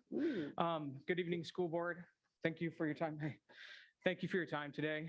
We know we have packed agendas and the time is valuable, but I think what we have to say is valuable today as well. First off, I know she's not here, but I would like to thank Dr. Crystal Martinez-Lire for her time served and her leadership on the school board. Hopefully she hears it wherever she's at. We would also like to congratulate those who are elected. Michael Vargas, thank you. We appreciate you being here. So thank you for running and we're glad to have you be a part of the board. And also for anybody who is running for re-election, congratulations as well. So we had a few of our AFSCME members speak a little bit earlier. And I was joking with them because they stole a little bit of my thunder, but that's okay because what they're saying is on point. And that was Lindsay Townsend, Lori Bocci, Nicole Strange, and Akira Bailey. They touched on many topics that I'm going to touch on tonight. I think I'm going to go a little bit more in depth in them, and I do have some documents that I can give you that show what I'm saying. The first thing that I'd like to touch on is the lack of staffing, at least in the ASME bargaining unit. I know it's happening with every bargaining unit, but I represent ASME. And in the ASME bargaining unit, as of 10/30/2022, the report that I got, we have over 130 vacancies in food service, which not coincidentally is the lowest paid of all of our positions. This seems like a low number to me, but that's what's on the report, over 35 vacancies in custodial. While custodial is one of the primary positions of need because of the cleaning that we're doing on the end of COVID and how important it has been this entire time during COVID. To be down that many staff is extremely impactful. And I would venture to say that if you ask the department heads, they would tell you the same. They're consistently having to provide overtime on weekends for custodial staff to come in and work and volunteer for, which they don't want to do. They would, the money's nice, but they're burnt out. You have one night custodian at an elementary school or a high school, maybe two at a high school. They're covering everything. It's not sustainable. It just truly is not, and they're burnt out. We have over 20 vacancies in campus security. Campus supervisors being at elementary schools now with ESSER funds is a great idea. We're not able to fill them because, again, that is one of the lowest paid positions within our bargaining unit. We have over 60 front office vacancies, including data processors, registrars, school office assistant 2s, office assistant 1s, 2s, 3s. All of those positions, we have over 60 vacancies there. And meanwhile, the schools are running full bore. And so someone is having to pick up the slack. So I feel what they are saying because it's true. In ASME alone, a bargaining unit of roughly 1,200 when we're fully staffed, depending on the time of year it is, we have over 225 vacancies. That's 20% of our entire bargaining unit. And that is a lot. And there is very clear reasons, some very clear reasons as to why. Again, the vast majority of those are in lower paid positions. I think there is an easy connection that we can make there. Specialty trades, which makes more, they also have huge vacancies. While they might not be the big, surprising numbers because they don't have a total number of many of them, maybe 6 or 5, depending on the team, we are down 3 out of our 6 electricians. And we've been recruiting that position since 2019. We are down 2 of our 12 HVAC positions. I've sat on those interviews. We continuously have problems getting them because of the requirements and the pay. And we've been recruiting those positions since October of 2020. We're down 2 of our 6 painters, and we've been recruiting since August of 2021. We're down 2 of our 3, 2 out of 3 alarm technicians, recruiting since November of 2021. We have 1 low voltage technician, which has never been filled from my understanding. And we've been recruiting that since December of 2019. Plumbers, we're down 1 of 6. We've been recruiting that position since 2020. Carpenters, we're down 1 of 1. We don't have a carpenter. Locksmiths, we're down 1 of 3, and we've been recruiting, that one's more recent, since April of 2022, but that's still quite a while for recruitment.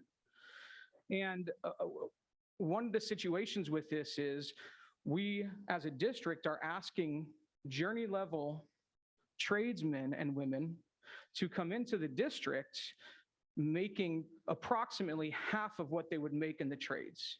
Now, I've been doing this work for a while now. The only time that I've ever seen trade journey, 5-year, which is the requirement, 5-year journey level, the only time I've ever seen anything like that happen is in the 08-09 recession when construction was at a complete halt, where they would come and be willing to make approximately half of what they would make in the trades. And remember, the trades, IBW, Teamsters, all those, they're providing benefits as well.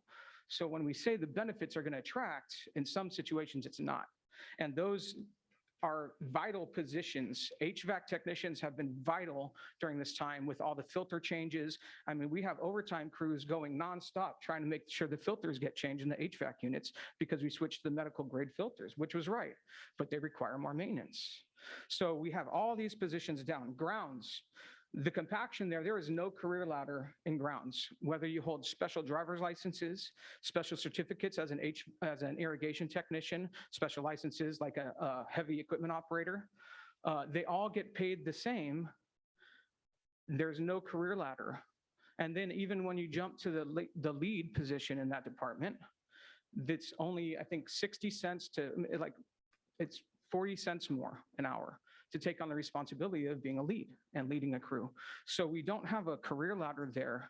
And that is concerning to all of the grounds people, our whole grounds division. It's been a big topic since I've gotten here. I've been here about 5 years now, roughly. And in all of those situations, every single one of them, what is happening is you're doing more with less. And at some point in time, that breaks. And I've seen it through the 08-09 recession where I worked at City of South San Francisco doing public works. We did not retain people. We let people go through attrition because we had to. But at some point in time, the service level was not able to be provided. It's not that people don't want to. It's physically not possible anymore. And we're seeing that. I'm seeing that a lot with a lot of our people, like you've heard, but custodians who have not come up to speak, all kinds of positions, and we need to figure a way out to start recruiting them. Inflation has hovered around 7.5 to 8.25, depending on where we're looking at. Food is up, gas is up, utilities are up. I think I heard earlier today that PG's is looking at increasing 21%, something like that. The people are struggling. The people that are getting paid these wages are struggling. Private sector starting salaries. McDonald's right there around the corner from the district office has a posting, or they did have a posting on their window in the drive-through, starting at $17 an hour, McDonald's. We are paying our people less than McDonald's. We are paying our people less than Walmart. The gas station right around here on Elk Grove Florin, I think they took it down, but they were starting at $16.50. We are paying our people starting less than the gap, I mean, this is a profession. I have heard this statement made to me that we here are all educators. If we are all educators, then that is a vital position. Every single one of these positions is vital. And it's there for a reason, for support, to make sure that the kids can learn and are in an environment where they can learn, dealing with not having to deal with no heat or no air conditioning, those kind of things. Recently, there have been a couple school districts who have settled contract negotiations, one being Twin Rivers and one being San Juan. Twin Rivers, their certificated staff got a 3-year contract, 10% in the first year, 5% in the second year, and 3% in the third year. San Juan, their classified staff, not certificated, was different, but their classified staff got 10% in the first year and 4.5% in the second year. Those make a difference. Those types of raises make a difference and could have possible impact on these vacancies here in Elk Grove Unified. The minimum wage problem that we deal with, we've slapped a Band-Aid on, and we agreed to that because it was a temporary situation. The increases to minimum wage from the state were higher than what could be done through contract negotiations and the 2%, 3% that we were getting. However, now we are so far down the road on that several of our positions, especially on the lower end of the salary schedule, do not have much movement, maybe 1 or 2, maybe 3 steps that they can move. And so the problem that creates is once they top out, they're relying on negotiations, which is appropriate. But also you have people who are starting the position, working right along next to someone who has been in that position for 3 years and they're making the same rate of pay. And that creates a lot of heartburn for many people. And I think minimum wage is a tough thing to fix, but it is something that I think is imperative that we figure out. We can be creative, we can work together, but it is imperative to figure out, because not only that, but also we are paying our student workers which just got approved, and I have this document for you, we're paying our student workers as much or more as the first step that's above minimum wage that we legally have to pay of several of our positions. Our student workers, and these are professionals that we are hiring on contracts for all of that. It's an interesting concept. It's really odd, but that's what's happening right now. Let's see. Staff morale. I think we all have an idea from what we've heard where staff morale is, to the tune that the district did a staff morale study, which was good. I think that was a great thing to do. The results of that study were concerning, but in my opinion, not surprising. Only 40% of staff said that they are recognized for excellent work by district leaders. District leaders, there's a distinction in the questioning. By district leaders, only 40% of staff. While 64%, which still isn't a great number, but a better number, feel that they're supported by their school leaders. There's a disparity there that's really interesting to me. Only 41% of staff felt like their opinions are heard and valued by district leaders. Again, district leaders, right? And also 64% felt that they were heard by school leaders. Again, a disparity that's interesting. And only 59% of staff felt like they have a manageable workload. So around at 60% of our staff feel like they have a manageable workload. 40%, which is a huge number, feel like they do not have a manageable workload. And I know that we haven't gotten up to full staff since the recession, and we're nowhere near what CBED says we should be in many situations. And I want to thank Carmine Forcina for the move a few years ago to bring in more custodians at the time. That was a bold move. And leadership, in my opinion, requires bold moves, especially when we're in situations like we are right now. And so one last thing is we found a 2004 salary schedule from Elk Grove Unified. For us, that's a while ago.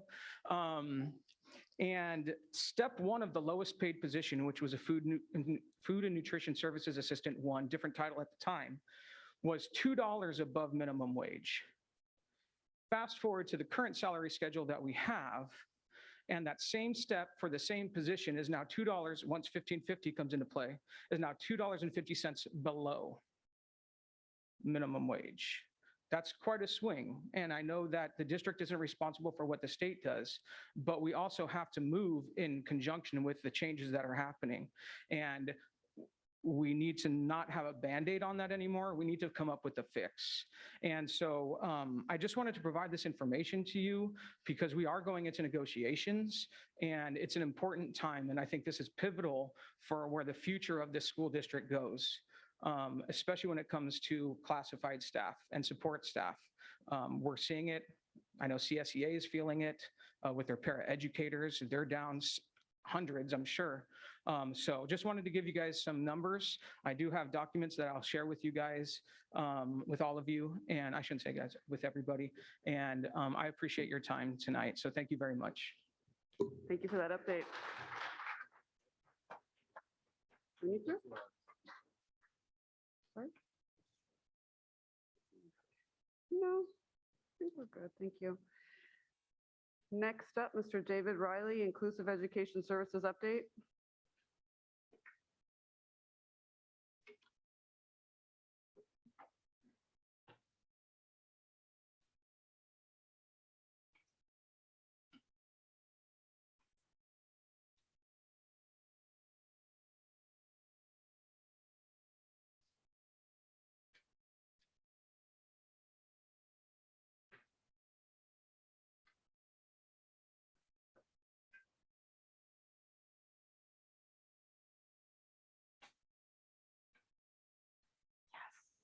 They should still be there.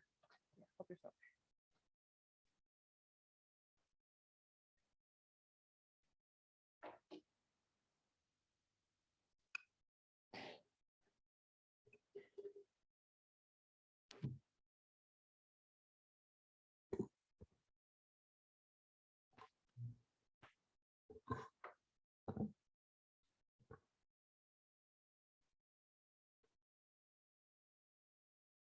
Good. Okay. Yes. Good evening, Madam Chairs Espinoza, President, Madam Nancy Chairs Espinoza, members of the board, Superintendent Hoffman, and community members. Thank you for this opportunity to give this update on inclusive services. You'll see a number of guests this evening, and as reflected on this first slide here, you'll see that this update is brought to you by a number of different departments, as partnership is going to be a theme to this evening's presentation. Inclusive services and expanding inclusive services expands beyond special education. It's a cultural mindset. And so very pleased with the partnerships that we are starting to foster and deepen in many regards. So you'll be hearing not only from special education staff, but family and community engagement, curriculum and professional learning, research and evaluation, student support and health services, and human resources. And once again, I'm going to start with this learning vision, the Elk Grove Unified School District strategic goals, because in line with the various departments that you saw in the previous slide and the partnerships that are being fostered and deepened, as I said, district-wide, they are very much in line with our strategic goals. Realizing a vision of greater inclusion in this district is going to take the efforts and the concentration on all 5 of these areas in our strategic plan. It's going to include high quality instruction and curriculum. It's going to require assessment and program evaluation.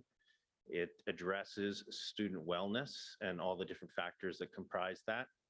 Family and community engagement is a key factor, as you hear more about. And also our targeted supports. You'll see students with disabilities that are specifically and explicitly called out there. So this plan and this partnership really reflects our strategic goals, and it's an effort to bring our strategic goals to action around this important topic. Our overview of our update, there'll be 3 major components here.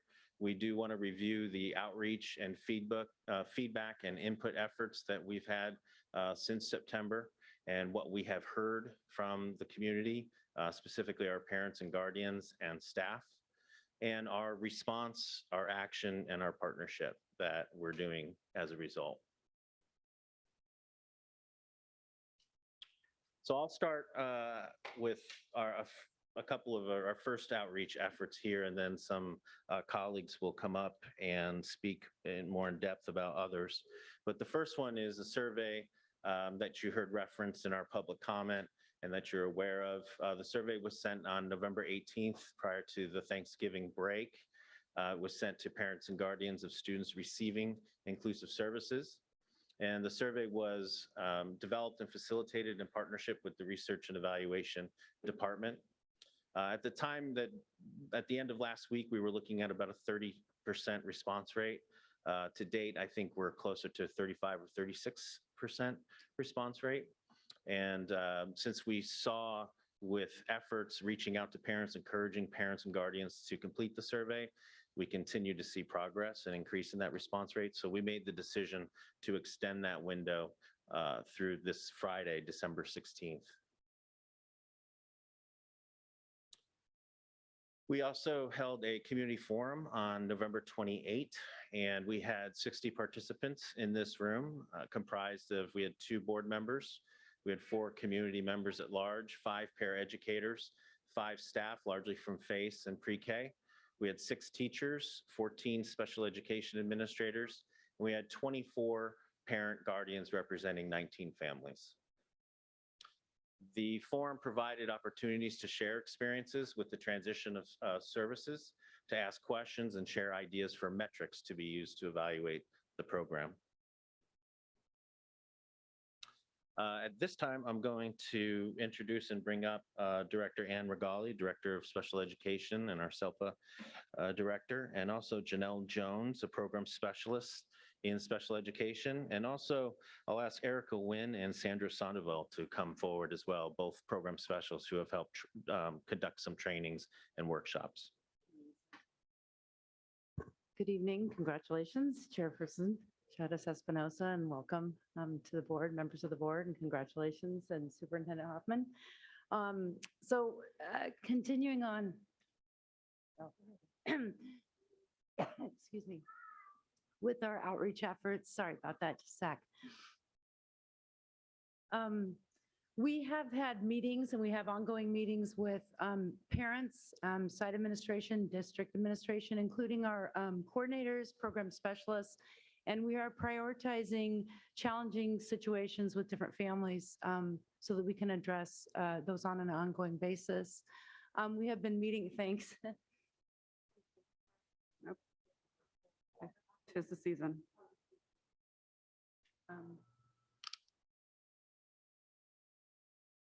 Thanks, pardon, no, I'm done. We've been meeting with the Inclusion Stays or Elk Grove EG Speaks group on Facebook, and we've been meeting with members of the group to address their concerns as well. At this time, I'm going to just turn it over to Sandra Sandoval and Erica Nguyen to talk about the training that was held earlier last month.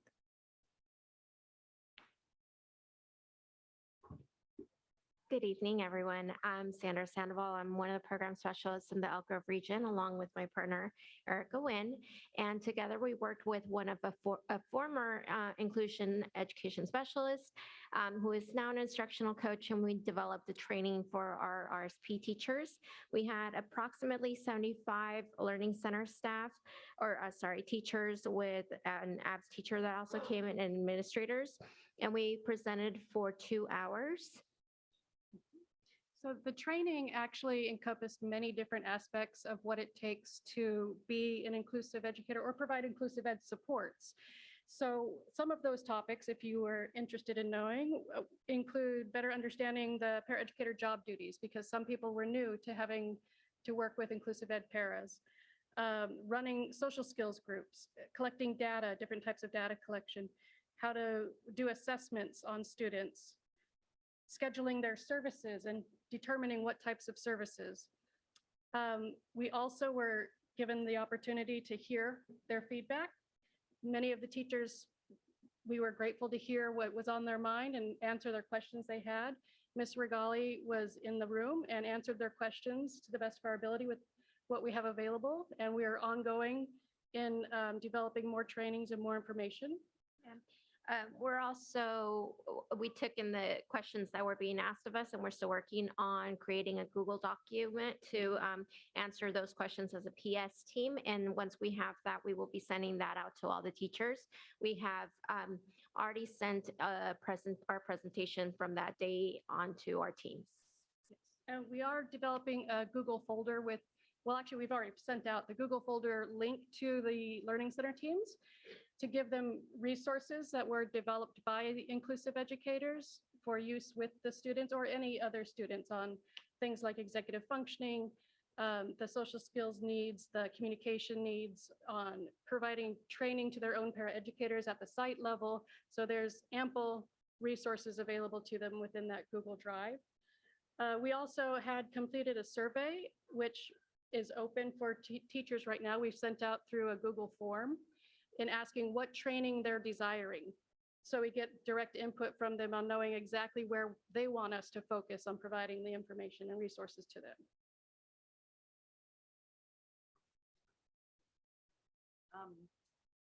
Another outreach effort is meeting with board members and receiving your input and feedback.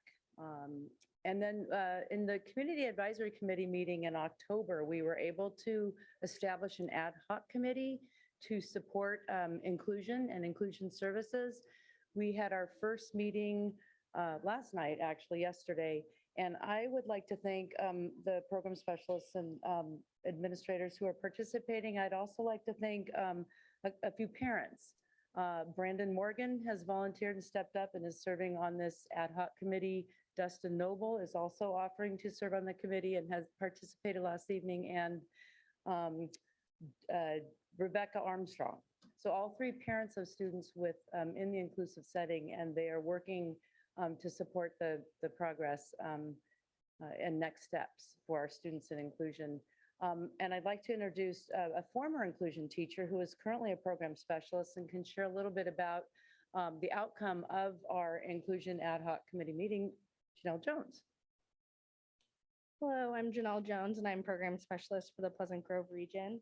And I did want to also touch on the fact that through all of this information that's being shared and everything that our parents are talking about, we do see that by not having the inclusion specialists anymore, they feel a loss of a support person. So we do know that and we do see that. So that is why we continue to build those relationships back up with our families and continue to work to train staff. So going to the highlights from that meeting, we discussed caseload consideration, we touched on it, and then additional service providers and flexible service delivery model, including co-teaching, push-in, model, pull-out for all students, not just secondary. And then we are going to kick off Inclusive Schools Week next December. We're going to pair with a bunch of other departments, as noted in this presentation, to kind of work towards that. And Excuse me, can I interrupt you? You said you're going to kick it off next December. Yeah, that's a long term, not our short term. I just wanted to make sure I heard that correctly. It's paired with it's Inclusive Week for all students. So when we're talking about inclusion and we're talking about inclusion for students with disabilities, it's really a community, right? So we need inclusive communities, inclusive schools, and it's a belief, it's a culture that is a shift for us. So it's students who receive EL services, it's our students who have 504s, it's our gen ed students who are maybe having a bad day or struggling in LGBTQ. So it's a whole week of activities. It's actually statewide. And so we're just gonna see what other places have done and make our own, just so our kids are educated. We're building that community within the schools and our staff and everybody gets involved. And it aligns with diversity, equity, and inclusion. And then one more thing, training, like Erica and Sandra said, we see that there needs to be training. We see there needs to be training for principals, vice principals, district level employees, paras, everybody. So we are going to continue to work on that as well.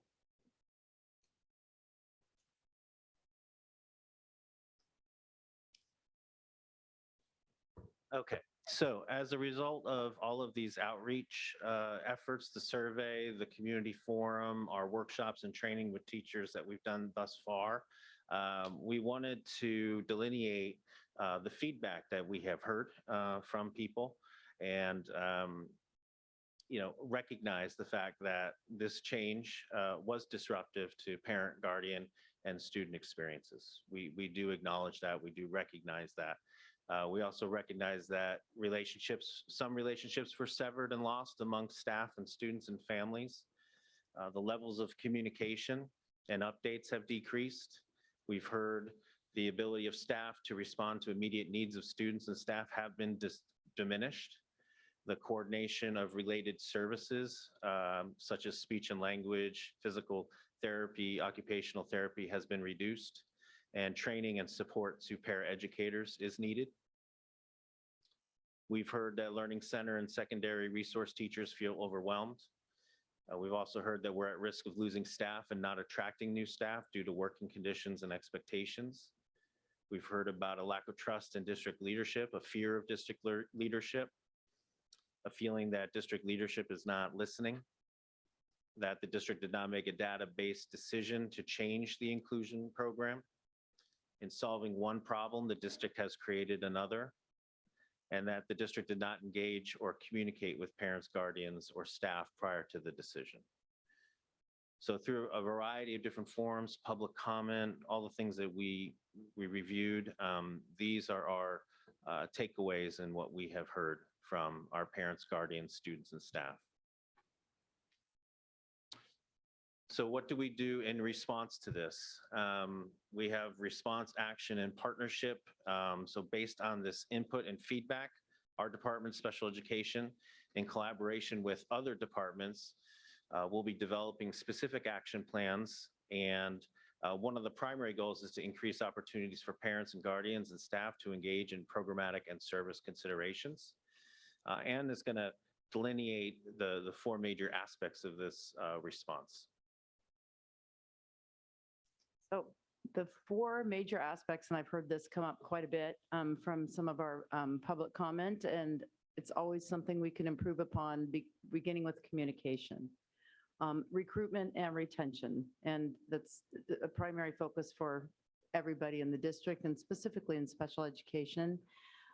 Professional development and training, and we've outlined a little bit of what we've been doing and ongoing efforts and plans for the winter and spring. And then program and service evaluation. How can we do better? We always want to continue improving. So at this time, I'm going to introduce a few other of our partners. First, I'm going to ask Lisa Lavasser, who's our Executive Director of School Support, representing FACE and communications. She's got two of her three responsibilities here. We'll also ask Jen Avey, our Executive Director of School Support, to speak and represent curriculum professional learning. And we also have our partners in elementary and secondary education, Dr. Bindi Graywall and Chad Schweitzer, over elementary and secondary respectively. Research and evaluation, we're teaming with that department, both Christine Hakito, our director, and Jeremy Hinshaw, who is a research project manager. We will also be speaking towards partnerships with our student support and health services department and working directly with our director, Don Ross. And then, of course, with recruitment and retention, human resources with Amrik Singh, our Chief Human Resources Officer. So in terms of communication, in partnering with Lisa, we'll be following up with parents and guardians from community forum and survey responses. So we will at times request assistance from FACE in reaching out to families and working with them. Largely, our program specialists have been reaching out to the 19 families who attended the forum. And then from our survey responses, the final question on that survey was, if you're having challenges and you would like to be contacted, please leave your contact information.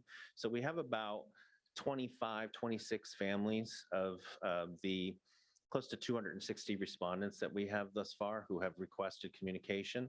So we have approximately 45 to 50 families who have requested direct contact, and we're in process of making that individual contact to delineate their specific needs and challenges.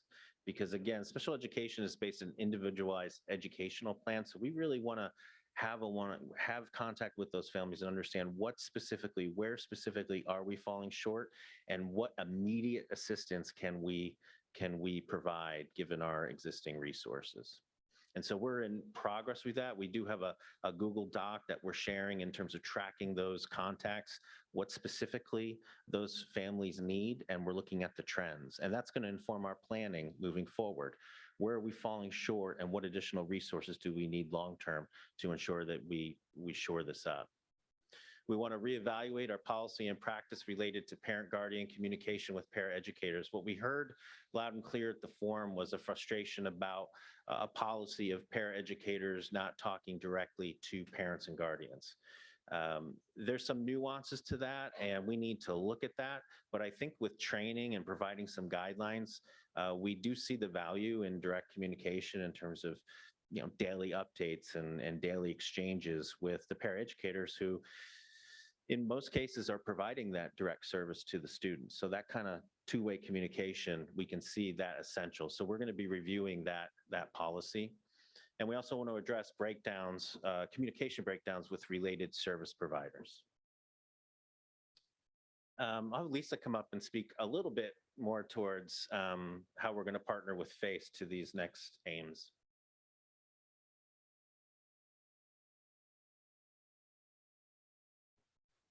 Good evening, Madam President, board members, Superintendent Hoffman, and especially, I'm sorry to the families and community that my back is to you. I am also speaking to you tonight as well.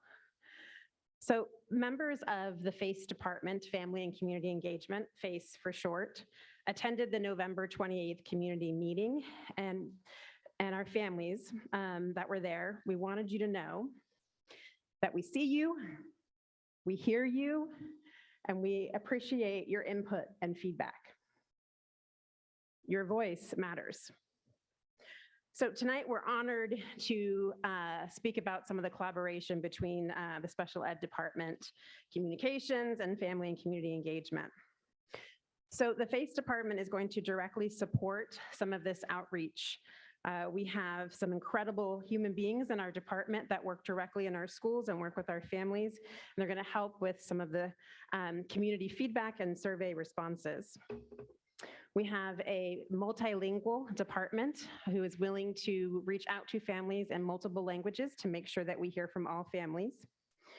We're currently in collaboration and working on the idea of reevaluating the policy and practice around parent and guardian communication with paraeducators. We're also very excited and I guess we're looking forward too as well about the idea with gaining more community feedback. We often ask parents to come to us.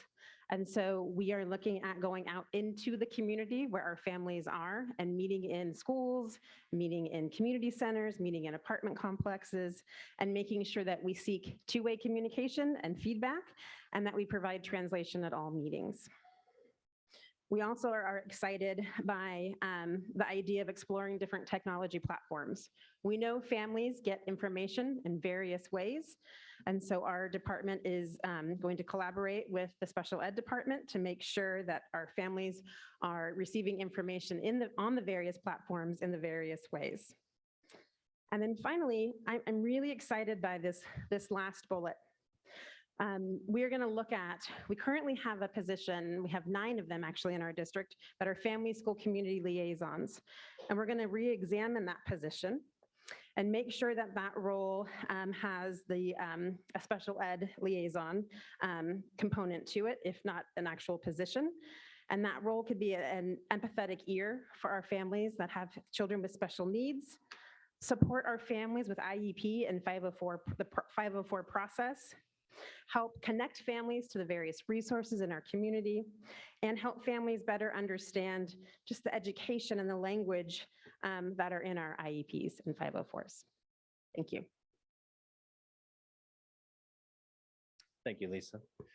In terms of recruitment and retention, I'll ask my colleague Emric Singh to come up, but we are going to continue to work with HR to continue addressing the working conditions of the Learning Center and secondary resource teachers in terms of caseload numbers, additional supports to learning centers and resource programs. So the latter there, you heard our program specialists speak to that, in that when we are going to bring the teachers in January and February, we'll be focused on and ask for their input on the additional supports that they need. And again, that will inform next year's planning and staffing. Also, we've done to the caseload numbers, and then the second bullet there addressing the compensation of certificated special education staff. As you are aware, we have reached a tentative agreement with EGA that addresses many of the working conditions, compensation aspects of these aims in that tentative agreement, which we're excited about. And we're also at the negotiation table with our paraeducator, with CSCA, who represents our paraeducators. And we're also looking at our other classified support staff that help with special education and addressing those rates as well. I'll let Mr. Singh speak. He's works on a daily basis with our partnerships with universities and our recruitment events and advertising. Thank you, Mr. Riley. Good evening, Madam President. Welcome, Mr. Vargas, and members of the board and Superintendent Hoffman. So we are continuing from the HR side to continue to build relationships with our university partners across our state. So just as of, I had looked into our current MOUs, we have 77 universities that we have current partnerships with to place student teachers, internships into our district. And We have continued over the years to strengthen our relationships with them and also renew some of the ongoing MOUs and continue to look for more opportunities to continue to place especially teachers of in hard to fill positions like special ed in our district so that we can train them, recruit them, and then keep them. One of the other things that we just, and I'm very thankful to my colleagues in special ed and all my program specialists who were very excited about this, we are actually going to start giving conditional offers to our student teachers, especially in special ed, starting this before this school year even before December 31st, if we can. So special ed has done an amazing job to collaborate with us, to go out and see our student teachers or in the process of seeing them teach. We actually have some interviews scheduled tomorrow, and we are hoping that before we even go to winter break is we will have special ed teachers who are already in our district as student teachers have conditional offers to work for us for the next school year. So we're trying some unique things. We are trying some things that we haven't tried before to continue to recruit and to retain. And then the last piece is we actually have about 6 or 7 grants, very exciting. We just got a new one, which is a consortium of about 7 school districts and Sac State to actually start a special ed residency program. And so we are partners in that. And those 6 or 7 grants we have are opportunities for classified staff who want to be teachers to get into programs that Elk Grove Unified School District is a partner with so that they can become residents and future teachers. And that's mainly for classified staff. And we've got some upcoming, I think there's one tomorrow night. We have some informational sessions already set up, and our classified bargaining units have been very helpful in getting that word out to continue to recruit our classified folks for future teaching positions, especially in our hard to fill special ed areas. Thank you, Mr. Singh. So in terms of professional development and training, I'll ask Jennifer Avey to come up and speak, elaborate on these, but we want to develop a professional development plan. We have one that has begun, as you know, from our training and workshops that are targeted to our special education teachers, but you can see how we want to broaden this to not only special ed, but general education, our site administrators, our paraeducators, and also explicitly seek opportunities to train our paraeducators alongside with our teachers. We've heard that loud and clear from our paraeducators, from our conferences with CSEA and such. So there have been some opportunities, but we want to expand them because they're a team and we think there's value in them being trained together. We want to develop a training for all district staff on inclusive practices, and that goes to the cultural mindset, and it's very much in line with our DEI, our diversity, equity, and inclusion efforts. So we want to expand that. And we want to continue our enhancement of our multi-tiered system of support and not only partner with CPL, but also student support and elementary and secondary ed. So I'll let Jennifer expand a little bit more on those concepts. Good evening. So what we're focused on right now is the role when we look at a multi-tiered system of support. We're looking at the instructional side of the house, the SEL side of the house, and the behavioral side. We're honing in on instruction and what high quality instruction looks like for all students. So regardless of a general education class or a special education class, we have those trainings that we've been designing during our COVID time and are actually rolling out to all teachers as part of the required trainings. That is focused on 4 principles of high quality instruction. So it's not to say we don't have high quality instruction going on. It's providing a common language and a common expectation. It's focused around active participation of students, how teachers plan for that specifically, how they are looking at student talk, establishing that, what are the protocols and procedures that are needed. That training is being required for all EGA members, so all certificated teachers, but it's also required for all paraeducators who provide support in classrooms. So when teachers are receiving that, the paraeducator is going to receive the exact same training with the teachers that they support at the school sites that they work. It's going further than just explaining what the terms are. We're really looking at what teacher practice and asking teachers to do some self-evaluation of where they see themselves, what are their strengths in those principles, and what are areas that they can grow on. And the focus is really about inclusivity. So inclusivity is also having a classroom environment that's warm, that's safe, that's welcoming, where all students feel they're a part of it. They see their own agency and the role that they play in the classroom. So that's one area that we already have planned and that we'll be supporting. The other area we're looking at specific to classified employees and our paraeducators is the support that they need as not certificated teachers, but they play an important role interacting and teaching our students. We'll look at the ways that we can kind of rechange the programs that we bring our paraeducators on, and then the follow-up support that we can provide them throughout the school year.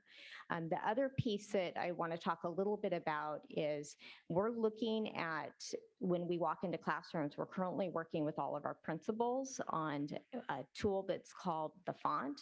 It's Framework Observation Note-Taking, and that tool is based on those principles of high quality instruction.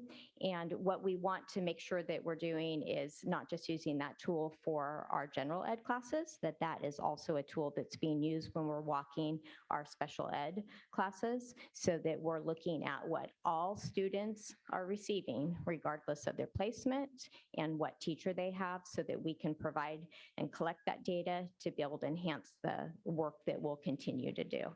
So that begins in January. We will have all schools and all members of our staff trained in the 2023 calendar year. So we'll roll into spring of next year and then into the 23-24 school year. We're really looking forward to that. Thank you, Jen. So in terms of program and service evaluation, as I said, we're partnering with our research and evaluation department. As I mentioned earlier, we did extend the window of the survey through the end of this week, December 16th. When we return after the holidays, we will be analyzing that survey feedback and identifying additional areas of follow-up and intervention. And we're also looking at administering a follow-up survey for parents and guardians in February or March of 2023.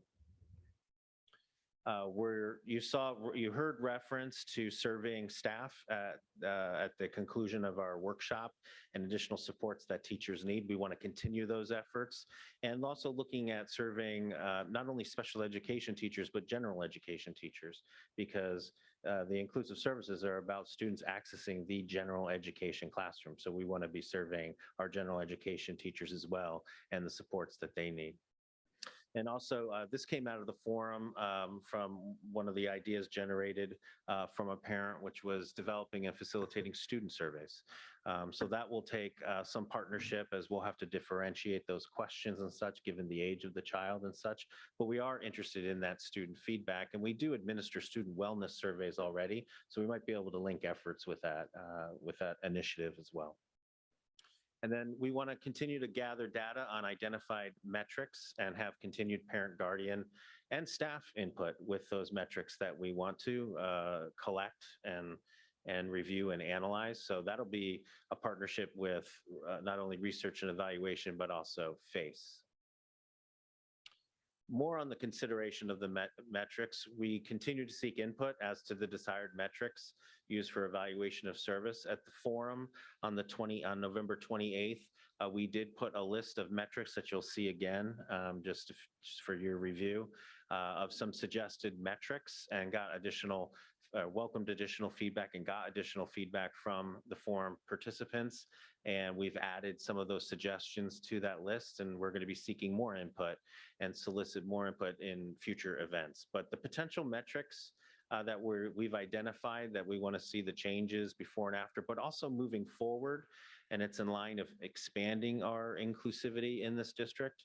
But just a few of them are, the service minute trends, the amount of time that students spend outside of the general education class, the changes in placement, attendance rates, progress reports, staff attrition and retention rates. That came out of a suggestion from a parent meeting that I had Friday evening, and I added that just yesterday. Parent guardian surveys, self-contained class enrollments. And so I won't read through all of them, but Jen Avey had referred to our multi-tiered system of support, so our MTSS implementation. We already have a means of assessing the level of implementation at our schools. So that's data that we can readily, that's readily available. And we want to look at A through G completion rate and instructional walkthroughs. And Jen mentioned that instrument font, the font, and really make sure that our font instrument are there opportunities to be explicit about the inclusivity and the inclusive instructional practices of our students with disabilities. I know in the classes that I have visited with parents, I've met a few parents at their school sites and have gone into classes and observed, and you see different levels of inclusivity. Inclusion is more than just placing a student in a general education classroom. It's, are they engaged? Are they at the center of the circle time? Are they being asked to participate with their peers and such? At a given point in time, that may be the extent to which a child can participate, but how is that child progressing towards their goals of participation and true engagement in the classroom? Similar to how we use the font instrument to maybe gauge or to measure the engagement of English learners, we want to do that with students with disabilities and track that progress as they develop through our system. So that's some exciting work that we're looking forward to. Some upcoming opportunities, as we referenced, we're going to continue with the workshops for our teachers in January through February. We already have dates identified. We have January 26th as one date where we're going to bring back the Learning Center teachers. Those are our elementary resource teachers. And then on February 6th, we're going to host an event for our secondary resource teachers, again, in this room. And we're going to be conducting training, but also soliciting more input, as I said earlier, about what additional supports we need for next year and currently. What resources can we do this second semester to help the families who are having challenges? Through the spring and ongoing, we're going to continue to work with FACE. We're looking at hosting events for parents and guardians that will include updates. We want to be upfront with some of the changes or some of the considerations for our various programs, whether it's our level programs, our ABS programs, our TAC, our Pathways programs. We want to be upfront and update our community with those considerations. We want to provide more opportunities for feedback and input. We want to provide trainings. Parents have asked for trainings on IEPs and such. We can provide that training. And we have, and parents have found it valuable. So we want to duplicate that and replicate that. We want to continue our targeted support for families requesting assistance. So as I said earlier, we have families who have reached out and said they need help, we need contact. So we're working on a daily basis with those families. In some instances, we're having meetings with them, we're making phone contacts, our program specialists, coordinators, and even sometimes our directors attending IEPs to help with specific situations and to see what resources we can get and rally around the student more immediately. Anne and the team and Janelle had referenced the Community Advisory Committee and the ad hoc for inclusive services. Want to continue with that work. And we want to continue with staff trainings on inclusive practices and strategies, meaning all staff, district-wide. So that concludes our presentation, and we are available for questions, and some team members might help with some of the responses, but thank you for this opportunity to give you this update. Thank you, Mr. Riley. Appreciate the update. I imagine we're going to have multiple questions or comments from the board, so I'm just going to go down the line. I'll start with Mr. Forcino. Would you like to go first? Thank you. Well, thanks for the report, David. As we discussed, I think the format was specific with respect to addressing issues that have been brought up in the different environments. I have just a couple of questions. Number one, the survey the parents are going to have until the 16th of December for the survey. When will the survey results be available to everyone? Yeah, I spoke with research and evaluation. With the closing on the 16th, I think by the time we get back in January, that first week in January, we'll have a draft findings. We'll probably have a meeting to ask clarifying questions on the report that research and evaluation puts together. So I would say safely by mid-January, we will have the results that in a format that research and evaluation has put together, graphs and easily readable results. And what about distribution? I think at that time, we'll want to make it available and distribute it. We can talk about mediums, whether it's presented in a subsequent, board update. We can do a board communication, but also a way to communicate with the parent groups. We'll have these meetings set up so we could do various presentations. We could make the report, the analysis available, perhaps online. Lisa, do you have thoughts on the provision of that very important document to parents in terms of ensuring that all parents get it and understand it?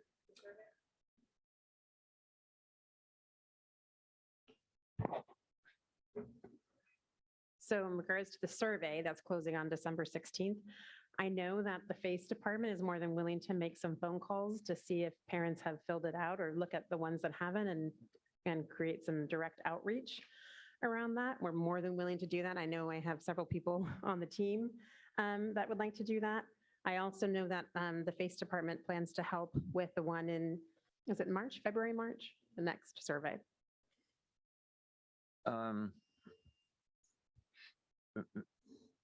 We've heard from parents in terms of their concerns with respect to their assessment of what their children have lost since the elimination of the program. And we have heard from many about the importance of the survey. Hopefully the survey results will give us information. Certainly the parents of the inclusion group have been waiting to have some hard data.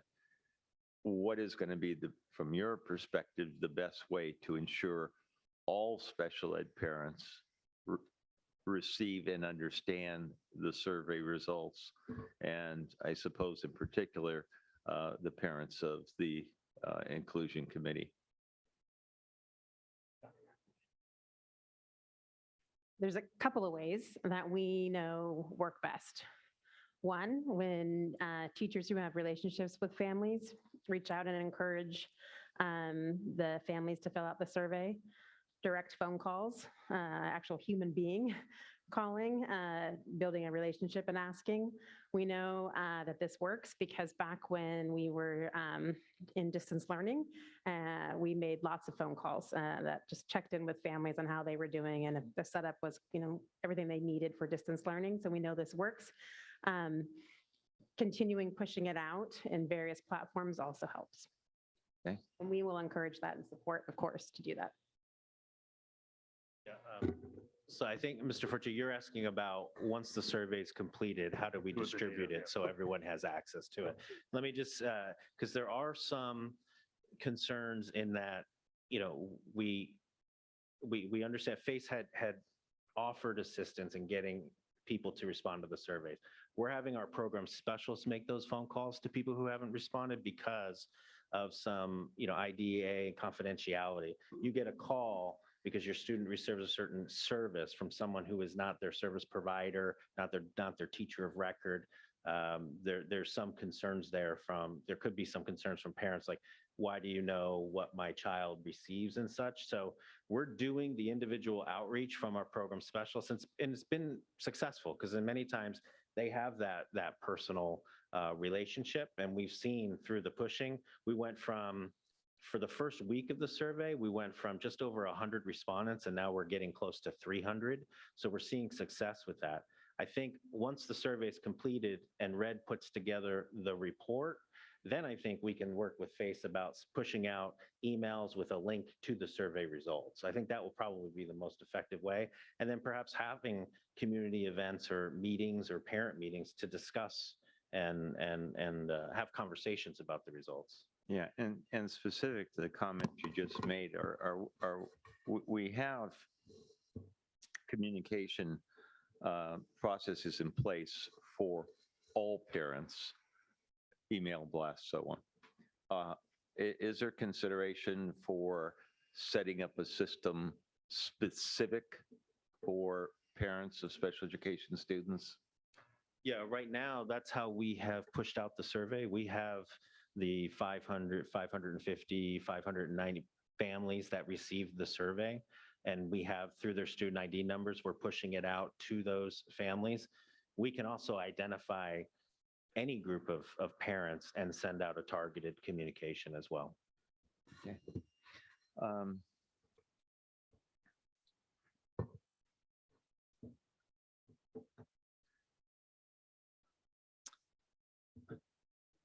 I wanted to put this question in positive tones, but I'm just going to I'll just ask the question. Why did we wait until November 16th to hold a training and workshop when we knew there were, I have to believe that we, the district, knew that not all teachers would have the preparation they needed for the changes that came about as a result of the elimination of the inclusion specialist position. So why did we wait until November 16th? So November 16th was our first formal training workshop where we had everything together. I mean, from the moment that we made the decision, and the first line of order in the beginning of September was, reassigning the caseloads, understanding the students' needs, and having the learning center teams, the secondary teams were already case managers. So really the emphasis was on elementary. So that was the first line of order, was to assign the caseloads and stuff. Our program specialists went out immediately beginning in September and worked with individual teams of learning center teachers who were asking for assistance and help. So it's not that the workshop has been the only training. Janelle, when we were planning just, last week and such, and today shared that there's been other Zoom trainings and such. They've been more on an informal basis for various regions of teachers who needed assistance. But I would say November 16th was probably our first formal, in mass training where we were soliciting feedback and providing some tools and services. But before that, it was happening. It was just happening on a smaller scale and more organically. When we met with the parents, hearing that paraeducators were not allowed to speak with parents, and that was a policy that was kind of eye-opening to me, because it was in conflict, certainly with the way in which I've experienced paraeducators' ability to work with parents, since they are the primary person working with the child and have the most information.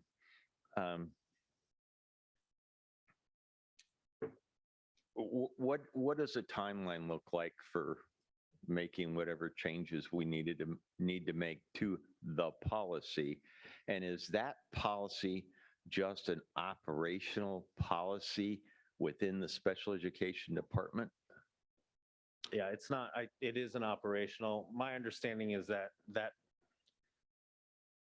policy or guideline was practice was put in years ago. I think it was as a result of a legal situation where, sure.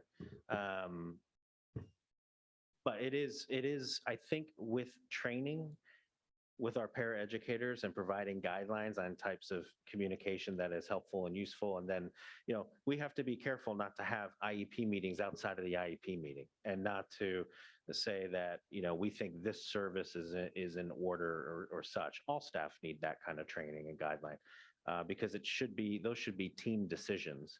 So I think if we provide guidance to our paraeducators about, of course, what kind of day a student had is appropriate feedback, and we want parents to have that feedback.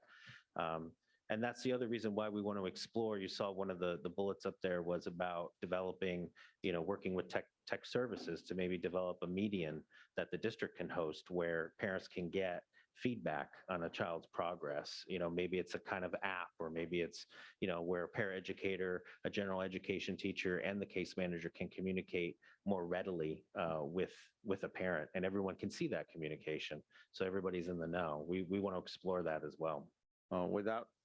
And I appreciate that response, and without holding your feet to the fire and saying, I'm going to hold you to the date.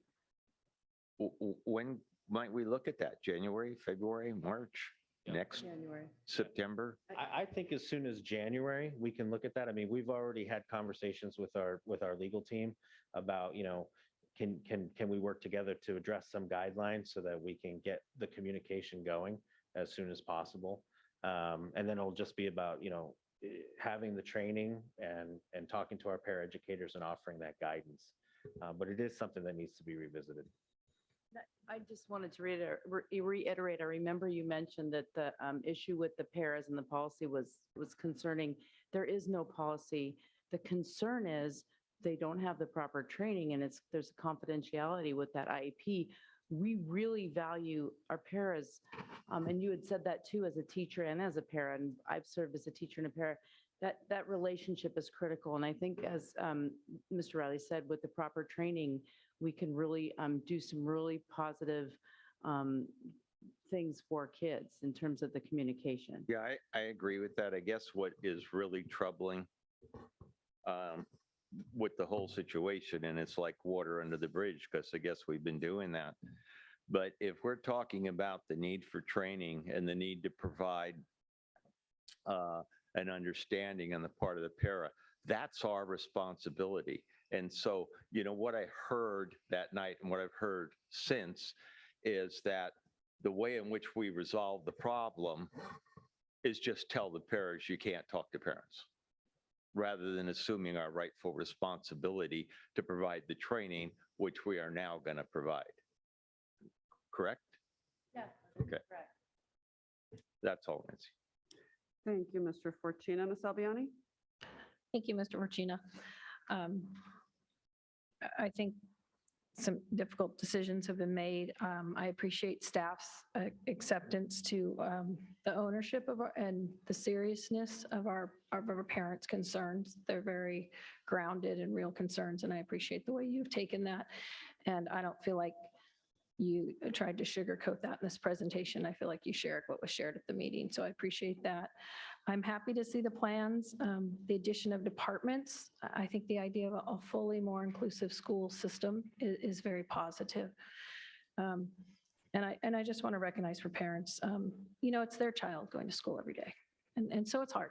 And there's no, and I think everyone that works here, and both of you both have children. And so as much as we can do immediately, and I really appreciate that the response, and leaving that on a survey, I believe, is a testimony that we do care, and we want to make sure your child's okay. And I hope they feel that, and we recognize the urgency of the situation. Thank you, Mr. Yang. Hey, David, can you put that slide with the attendance of that town hall meeting?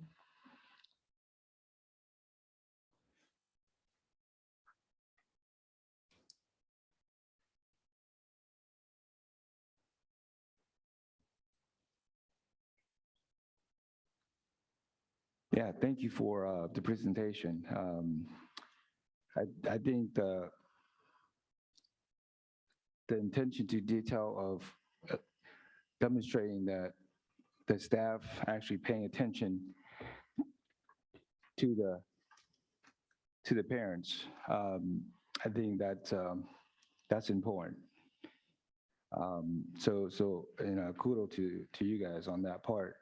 I was one of the two boards that attended that meeting, and every time when I speak, I like to say that I'm a parent of a couple of needs or special education parents, because I just want the folks in the red shirt to know that I go through that with my wife and the family, and it is not easy. And with that said, there's a lot of things that you touch on this, and it is a lot of work left to be done. That's for sure. And a lot of parents, they are hurt and they are struggling because of this change. And this kind of remind me of how we went through COVID, in a sense of some kids need more help than others. And I think that in this case, there's some truth in that as well. We know that there's 500 plus students, but obviously we don't see the number of parents showing up to reflect on that number of students. However, that doesn't mean others, student or parents, is not hurting or is not going through a tough time. But for me, the ones that we are hearing from it, I really want to see if you could create a special team to really help them out right away. Like there's a couple of testimonies that was provided during that meeting that our staff wasn't living up to their promises. And to me, that's a no-no, that's unacceptable.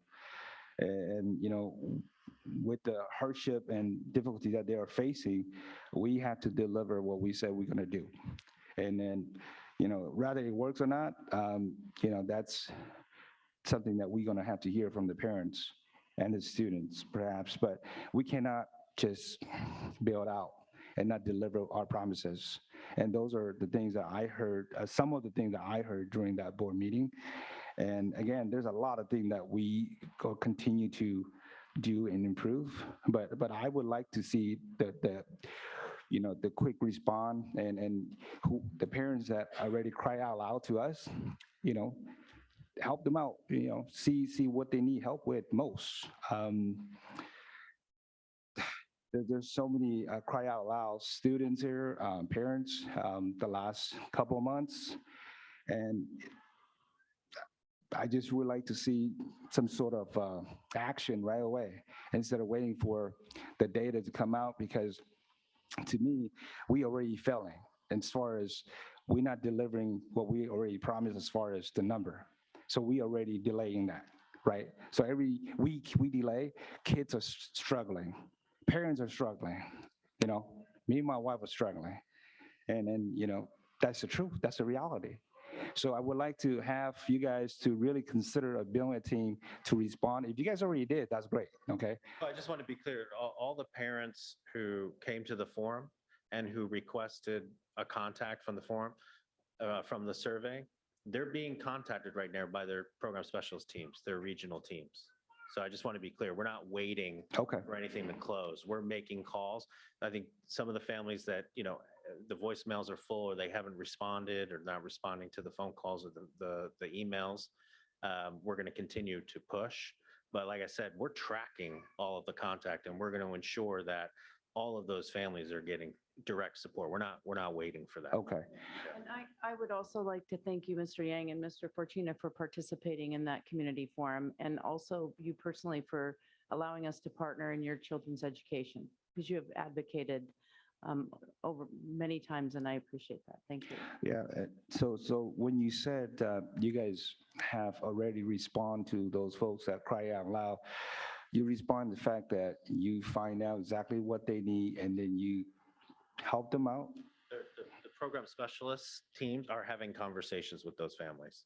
What specifically, where are we falling short? Do we need to host an IEP meeting? Do you want to come and meet? Should we go out and observe? A host of, because everyone's challenges are unique. So there's a number of different things that are happening. Calling the site admin to follow up to make sure supports are in place. Does the Learning Center need support? Do the teachers need additional training? Do we need to communicate with a speech and language pathologist who, maybe the communication broke down? Is the occupational therapist showing, it could be whatever that family needs, that program specialist team is charged with following through in concert with the site admin. So teams of people are working together to address those needs. Yeah, and it's good to hear that. I hate to say this, but I'm not going to take your word for it because I'm hearing like the parents are crying out loud. So we need to hear from them to see if we actually doing that, right? And we talked about it. I love the plan that we are doing, things that I heard, but I'm still hearing parents crying out loud that we are not meeting their needs, taking care of their concerns. So I hear what you're saying, but I'm going to, continue to communicate with the parents directly and to see if there's changes as far as, our delivering promises. And with that said, another question is that the hour change from 3 hours to 5 hours, I should say, from 5 hours to 3 hours. I heard that there is a flexibility there that we could comp them to have the kids, taken care of 5 hours still. Can you elaborate that a little bit? Yeah, so that's in a little bit of a different context. That's our pre-K program. Yeah. So we Maybe the wireless, you could use that. Oh, my bad. Okay. So that's in regard to our pre-K program. So we are moving from a 5-hour to a 3-hour gradual transition. But just know that if a parent wants to maintain a 5-hour program, they may. So it's all voluntary. I mean, some of this change was in an effort to serve more students, but also feedback from parents and staff that a 5-hour day for our little ones is long and they were falling asleep or they were kind of breaking down midday. So 3-hour program is congruent with our general education program. So our kids with special needs are getting the same offering as our general ed, and it's more manageable for some. And if some families prefer the 5-hour, we can still accommodate that. Okay, thank you for that. One more question. So if the survey comes back in January and it is, let's just say, hypothetically, if it's a terrible response as far as the changes not helping at all, what is the happy medium that we could provide to these parents and the family that are suffering? Mm-hmm, mm-hmm.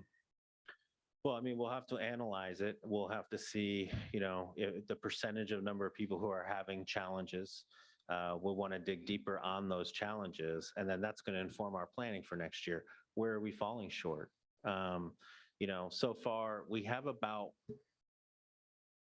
570-ish, students in this receiving inclusive services, right? As we term it now, inclusive services. We've heard from directly approximately 50 of the families who are really having significant challenges. That's about 10%. It could be, maybe the survey results say that, 50% of our parents are receiving the same level of support or better. So that means that what additional resources can we put to those 50% or 30% of our students that are challenged, and to the 10% that are really experiencing significant challenges, what other supports can we put in place? What more targeted support? And that's why we're getting our teachers involved in these workshops to say it might be behavioral support. There are a number of different positions that can provide social pragmatic lessons and programs. School psychologists can do that. So we might expand the number of positions that are working. It doesn't always have to be a teacher. We want to examine and get that input from staff. What would help? I just know from many of the meetings that we've had with parents, if a student is having an off day, the school psychologist has been extremely helpful that day. Well, might we have additional psychologist support at a particular site that has a high concentration of students with receiving these services? those are the conversations we want to have. We want to identify what resources will help. So I think the survey will be helpful in helping us identify the numbers that we're dealing with and where the challenges are, and specifically which families are having these challenges, because it's a spectrum, right? The inclusive services served students with moderate to severe disabilities. So those students who were closer to the severe side of the spectrum probably need more support, and we need to find ways to support them. So those are some of the questions. I think the greatest value of the survey is that it's going to be a catalyst for conversations and a catalyst for a needs assessment in terms of where are we falling short and how can we meet those needs. Yeah, thank you for answering those questions. I just want to end by saying, I really wish that the survey will really fill up the lack of participation so far. We have that conversation. So I really hope that more parents will participate in that survey. And in addition to that, I just want to thank you to you and your whole team for continuing to grind it out to help out the parents and the students in this very difficult situation with this new change. I know it's a school district decision. And some of the folks like yourself and a few of you taking the load more than others. So I want to say thank you and yeah, thank you. Thank you. And I just also want to take the opportunity, parents, if you are feel free to reach out, to your program specialist, to Anne, to me, and we will rally that support. David, can I share one other thing? Interestingly, today I had two very different meetings. One of them was a family who was being offered inclusive service, inclusive education, and the family was insisting on Jesse Baker. And here I am philosophically thinking, wait a second, their student would be served there, but there are no typically developing peers. And on the flip side of the coin, we have these students and families who were supporting to create that LRE. So we're very fortunate that we have those offerings and we're able to serve students in different settings, but there are a lot of different parents. So I'm very excited as well to see the results of this survey for these parents. But I think we have a lot of other parents out there as well. And one family who has been involved and has a student inclusion is moving to another site because they felt that site could not accommodate a student in inclusive ed. They felt that it was a culture at that site, which shall remain nameless, and was asking just to get out of there, even though they were in inclusion. But it wasn't necessarily the supports, it was the culture. So that's something that our work needs to address and I think with our DEI that we're doing and with really this push and the support of our friends on EG Speaks, I think we're going to make some great progress. Thank you, Mr. Yang. Mr. Track? First off, I just want to say I'm glad to see the efforts made to address the issues and the acknowledgement of the issues as well. And moving forward, I hope we can continue that kind of communication. With that being said, I do have one question. So for slide 17, when it says develop training for all district staff on inclusive practices, I was just wondering how that was being done and when it would be applied. Oh, you're talking about all district staff on inclusive practices? Yes. Yes. We're going to be having conversations, starting in January, February, our collaboration with CPL. There are trainings that we can offer staff on a volunteer basis that we can infuse in our CPL, our curriculum professional learning offerings. But we eventually want to mobilize where we have all staff that are going through a module, or we're able to visit school sites and give all staff training on inclusive practices. So we don't have a precise timeline for that effort. That will take some time to develop, and we need to give sites a little bit of heads up in terms of planning for that. But it would be great if by next fall, all of our staff receive some inclusive services trainings. Part of our DEI, our diversity, equity, and inclusion training, there might be opportunities to add some trainings into that effort, which is going to be taking place for all staff over the next 2 years. So those are some of the things we're thinking about. but the sooner the better. Thank you, Mr. Vargas. Any questions or comments? Yeah, so that was actually a great segue into, I want to drill down a little bit on the training. I think, inclusion practices and is a great starting point, is a great goal, but I think with special education, right, special education students have very specific needs. There's very specific laws that apply. There are very specific school district policies that need to be observed. And so I'm curious, how is that going to be incorporated? Is that going to be incorporated, and how are we going to make sure that that is all part of this training? Very good question. Yeah, that's a great question. So I think when we're considering all staff, I think we'll have to get together with our team and say, what is most important in a first training of all staff? What is most important for our all staff to know? The person, our SOAs at the front desk at the schools, the person who's distributing lunch, our bus drivers. We have some trainings that are already in place. Our bus drivers go through training on how to best serve students with needs, with special needs. We can use that training and foster. What are the types of disabilities? What is autism? To really educate people, to make them aware. What are the best strategies in working with students with disabilities? What are some strategies in involving them and getting them engaged where they tend to, stand aside? So I think we need to kind of break that down, but I don't think we're starting from scratch, because we have some positions in this district where we have provided that training, paraeducators, bus drivers, and there's a great deal of elements of that training that already exists that would be great for all staff to know. And in terms of the legal aspects, we can incorporate that, down to an IEP and how to read an IEP, how to have a conversation with a case manager. What are the most important things about an IEP that you need when you have a student in your general? What is modification? How do you modify assignments and assessments?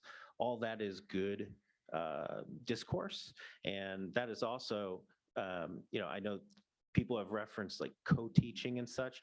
That's not the only answer to inclusion, but it is a very valuable tool. And that's the whole concept. You have a classroom, a general education classroom, and you have a teacher who is a special education teacher with a content teacher or a multiple subject teacher, and they're learning from each other.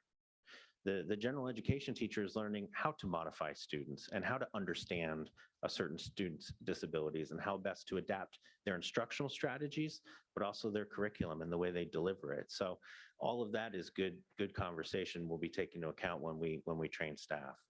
So I just want to make sure that I'm hearing you right, is that it sounds like this is going to be an ongoing thing. There's going to be training sort of initially, you're going to be building it into next year's training. It sounds like you want to have everybody go through it at least once next year. And you envision this as an ongoing thing where this will be incorporated into regular trainings as well. Yeah, it's in a school district this large, most training needs to be ongoing, because you look up and there's new folks and new players. We hire, 350 teachers a year. We have, new staff coming in, new secretaries so it's a constant. We're having conversations and what's included in onboarding. When you join Elk Grove Unified, what kind of training do you get? We have things like Arbinger. We have cultural responsiveness training that's part of DEI. We contend in special education that the inclusive training should be part of that mandatory training, because that's part of the cultural mindset and inclusion, not just limited to students with disability, but as was referenced earlier, LGBTQ issues, English learner issues, ethnicity, race, all those things. That's all part of inclusion. That's why it fits so nicely in our DEI initiative. One other, I think I've mentioned this at the preschool, well, prior to your arrival, but the CTC is now requiring, as of July 1, that a gen ed credential, so a multiple subject credential, includes an additional universal design for learning course. So that's very much in our favor, that our newer teachers will be receiving that training when they come on board. And my last question on training is, so my understanding is that, the persons with disability community has a really interesting phrase that I really like, and it is nothing about us without us. And I'm curious, how are you going to be selecting who's going to be, administering or facilitating these trainings, and how are you going to incorporate persons with disabilities into the trainings? That's a great question. We will, best practices. So we're looking into the student participation checklist, the author of which is, author of whom is a teacher in our district. We're looking at some other inclusive practices that LA Unified has incorporated into their training. And if we can get those trainers, maybe we'd include them, or we'd train some of our trainers or administrators and then have them provide the training. And we'll work with our equity department and FACE again, and CPL. We also have a great deal of expertise on our staff. Our program specialists have been giving trainings for years on various topics, and we have quite a wealth of knowledge and expertise in this area. So I think we found that our trainings have been very, very successful and it's been a challenge, taking teachers out of the classroom during times when absences were high because of illness, et cetera. But we're getting back on track with that. And so, you met a few, Sandra's presentation and training that she did with Eric was well received. And so we want to continue with that. So we'll continue to tap that in-house expertise as well. Right. I have one last, Carmen, did you want to jump in real quick? Well, I was just going to, I wanted to ask Nancy, I have a follow-up question on what you were asking because of its importance. And I'm planning to pivot to a different issue. So if you want to follow up, go. Yeah. Okay. Early this evening, I talked about the importance of transparency and accountability. The training program is a key component of what will occur. Will the board receive a copy of that training program for inclusion services? And the reason why I ask is that it's important for the board to understand the follow-through process on that training. It's not just hear about it tonight and then we move on to something else. This issue is important and it's going to be with us, and we need to know and have a sense of where that training's going and when it's happening. Yeah, we can certainly supply the training materials. We're talking now about how to make our training and resources for special education, our program descriptions, all centrally located, on our website, and want to devise a new website. So it'll all be out there. And we could talk about this more, but I would welcome if any board member wanted to sit in on the training and experience it for themselves. I don't see why that would be an issue. So we'll keep you apprised on those dates and offerings and make sure that you have access to the materials, because I think that's great. Yeah, and if I can make one more point on in terms of what was said.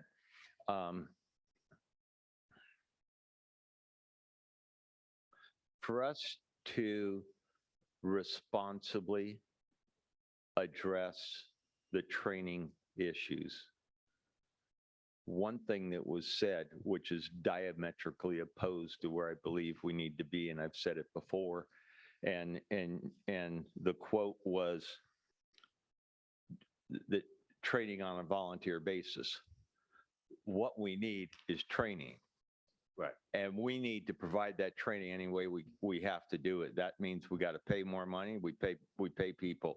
But to say we have a deficit and the only way we're going to resolve the deficit is through training, and then say, oh, that's on a volunteer basis, then you're talking out of both sides of your mouth, and we need to resolve that kind of a problem. Yeah, the reference to the voluntary was the immediate short term, because we have the push out of the DEI where there are some required trainings, but then there's a menu of options. I think what I want to explore is, can we infuse some of in the immediate future where it is an option, understanding that we do want it eventually to be required. And that's why I mentioned hey, when you become an employee of Oak Grove Unified during that induction process, we highlight Arbinger, we highlight cultural responsiveness. We think inclusion should be part of that as well. So don't misunderstand. I agree with you. We got to, if it's going to stick and we're going to change the culture, it's got to be required. For everything we do. Thank you. Mr. Vargas, your next question. Yes. So I want to pivot a little bit to the getting closer to the end of the presentation, right? Consideration of metrics, because, standing on my soapbox a little bit here, I think assessment is key and is going to be critical in this process, because right now and over the past, I've been paying quite a bit of attention over the past 3 months for obvious reasons. And what I see is a lot of talk that's in theory, right? In theory, we think this is going to happen. In theory, like we anticipate that, these changes are going to occur. We think this is going to be better for students. But at the end of the day, right, what we need are numbers. What we need is assessment. And it's a critical part of, the goal and vision of the district itself. And so I guess what I'm curious about here on these metrics, because you got a bunch of them, and I think all of them are good. What are the key metrics here that are like the start of the dominoes? Because some of these metrics are going to be effects, right? Something's going to happen, and then we're going to see it in a lot of these metrics. But there's a couple of metrics, I think, that are that first domino. And when you see something in this metric, that is a huge red flag that we need to pay attention to. And so in your mind, what are those key metrics that we need to pay a lot of attention to? And that's why, you mentioned, you see in the previous slide that we want to continue our dialogue with staff, parents, because we want to identify what the key, we don't want to dictate that. And, these metrics are good for students receiving inclusive services. These metrics are good for all students. So what we should be doing is measuring these for all students and then disaggregating this group of six, so it's not just special education, right? It's all of us, and it's our entire assessment system with these students who are accessing the general education program. These metrics exist. So it's just a matter of disaggregating. We're not inventing the wheel here, but I think, and I say that because when we identify key metrics, I think we should be looking at it through the lens of what metrics should we have for all students that we don't need to reinvent the wheel for, but which metrics are very relevant to this group of students. That's where I'd like to get, but Ann and I and the program specialist coordinators don't be the ones to dictate that. We want to have more conversation and come to that consensus. And then just the last question, just kind of a follow-up, is so for us, obviously, this assessment evaluation is critical to our participation in this process. And so when generally do you think we're going to start to see some of the information on these metrics? I mean, our number one priority, we have prioritized the feedback from the parents, as you can see. That's what this update is focused on. And in reaching out to families, that's what we're focused on. Surveys, we're going to disseminate them in January, right? And then I think simultaneously, once research and evaluation, then we're going to continue our talks with that. And it's a matter of working with them and when we can gather this information. Some of this, there are some challenges because there were some gaps, right? Students distance learning, what does attendance mean in that context for now? So there's some challenges, but we've started those conversations, and yeah, we should have metrics by spring that we're looking at preliminarily. But we want to have more of these meetings to determine what are the key metrics, and then team up more with all the partners, CPL, our research and evaluation, secondary and elementary, because they're looking at metrics too. So we need to have those meetings. But I would say, once we identify key metrics, we should be able to harvest this information pretty readily. Great. Thank you very much. That's all my questions. Thank you, Mr. Vargas. Mr. Pettis, bring it home. Yeah, we think alike. Those questions, the ones I was going to ask, but let's start with parent training. You didn't mention any parent training. We're going to have anything like that, and how much time we're going to put in that arena? We did mention it, but there was a lot of information this evening. That's in part partnering with FACE, with Lisa's, one of her divisions is to work with FACE to identify what is the best means to provide that training to parents. Is it virtual? Is it by region? Is it by school site? So we did make reference to example, what is an IEP, training for parents, how to be a meaningful participant in an IEP meeting. We have those meetings already in existence, but how do we duplicate and replicate to hit a larger audience? Do you collaborate with Alta Regional to do that, Amy? We do. We need to continue our collaboration. One of the meetings I was attending today that an Alta Regional advocate or representative was there attending, and they have my number, they call, they let me know when they think I need to reach out or one of our team needs to reach out. So I would say we have a pretty good rapport with Alta Regional. Okay. Okay. We just came back from California School Board Association. Again, I want to tell you that it's very important. We maybe need to send you this administrative staff over here that runs different programs, but there was a workshop and awards for special ed. Were you aware of that? Yeah, Amy, I know I Did spoke with anybody her go? last week. The person who presented, I helped her with her. As a matter of fact, I provided some of the content for her presentation at CSB. It was 2 weeks ago. Okay. Yeah. And we didn't receive, did we submit a model program for this award or we weren't awarded? Did you talk to any of the awardees that? We've been a little busy lately, but no, that's something I think we'd be interested in doing. Exactly, and I'm willing to go with you. No, I'm joking. I'm too busy helping my mother. I would like to, yes, but yet they were excellent programs, great presentations. A lot of people came out of those workshops and, listening to that. And I'm going to read you something that one of the made the papers. What set our efforts apart from other school districts, simply closing special day classes, is the way we approach our work, okay? Data framed the moral imperative and need for system improvement. Data validated the results achieved at each of the model school sites, and data has allowed us to credibly advance the work. And that's what you were saying, Mr. Vargas. We need that matrix to evaluate, our programs and improve them, and be innovative again. We need to be innovative. Share ownership of the problem with our stakeholders. We're doing that.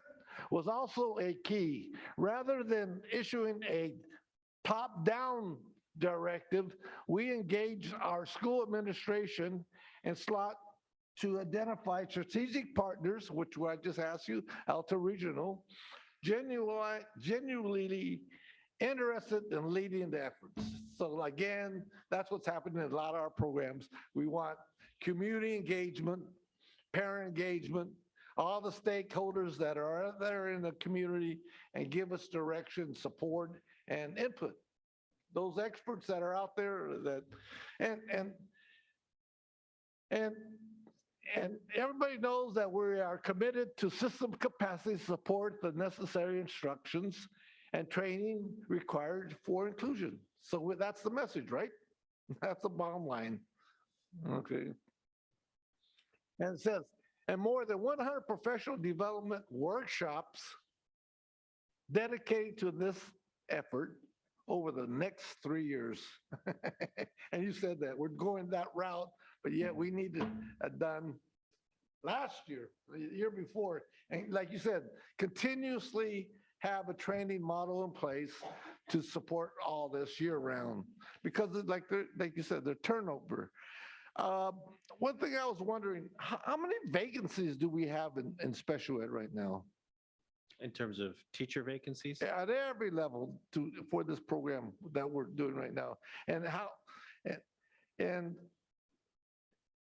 let me tell you, I think we have a whole bunch. You didn't even have to answer that.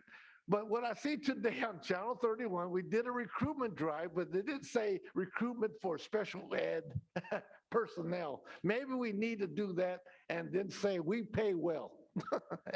Or we're going to pay well. Yeah, we have a pretty robust marketing campaign Right, for our events. And we've even hosted special education events, particular, and even events just for paraeducators and teachers. So, you'll be considering the tentative agreement with the teachers in January. Once that is hopefully ratified, approved by the board, that will give us some really powerful marketing to get out there and attract people to events.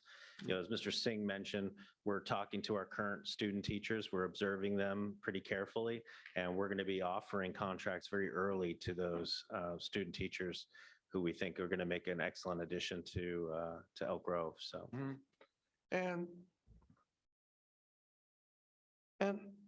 as you know, and as the community knows, and the state of California, Northern California, people come here for special ed.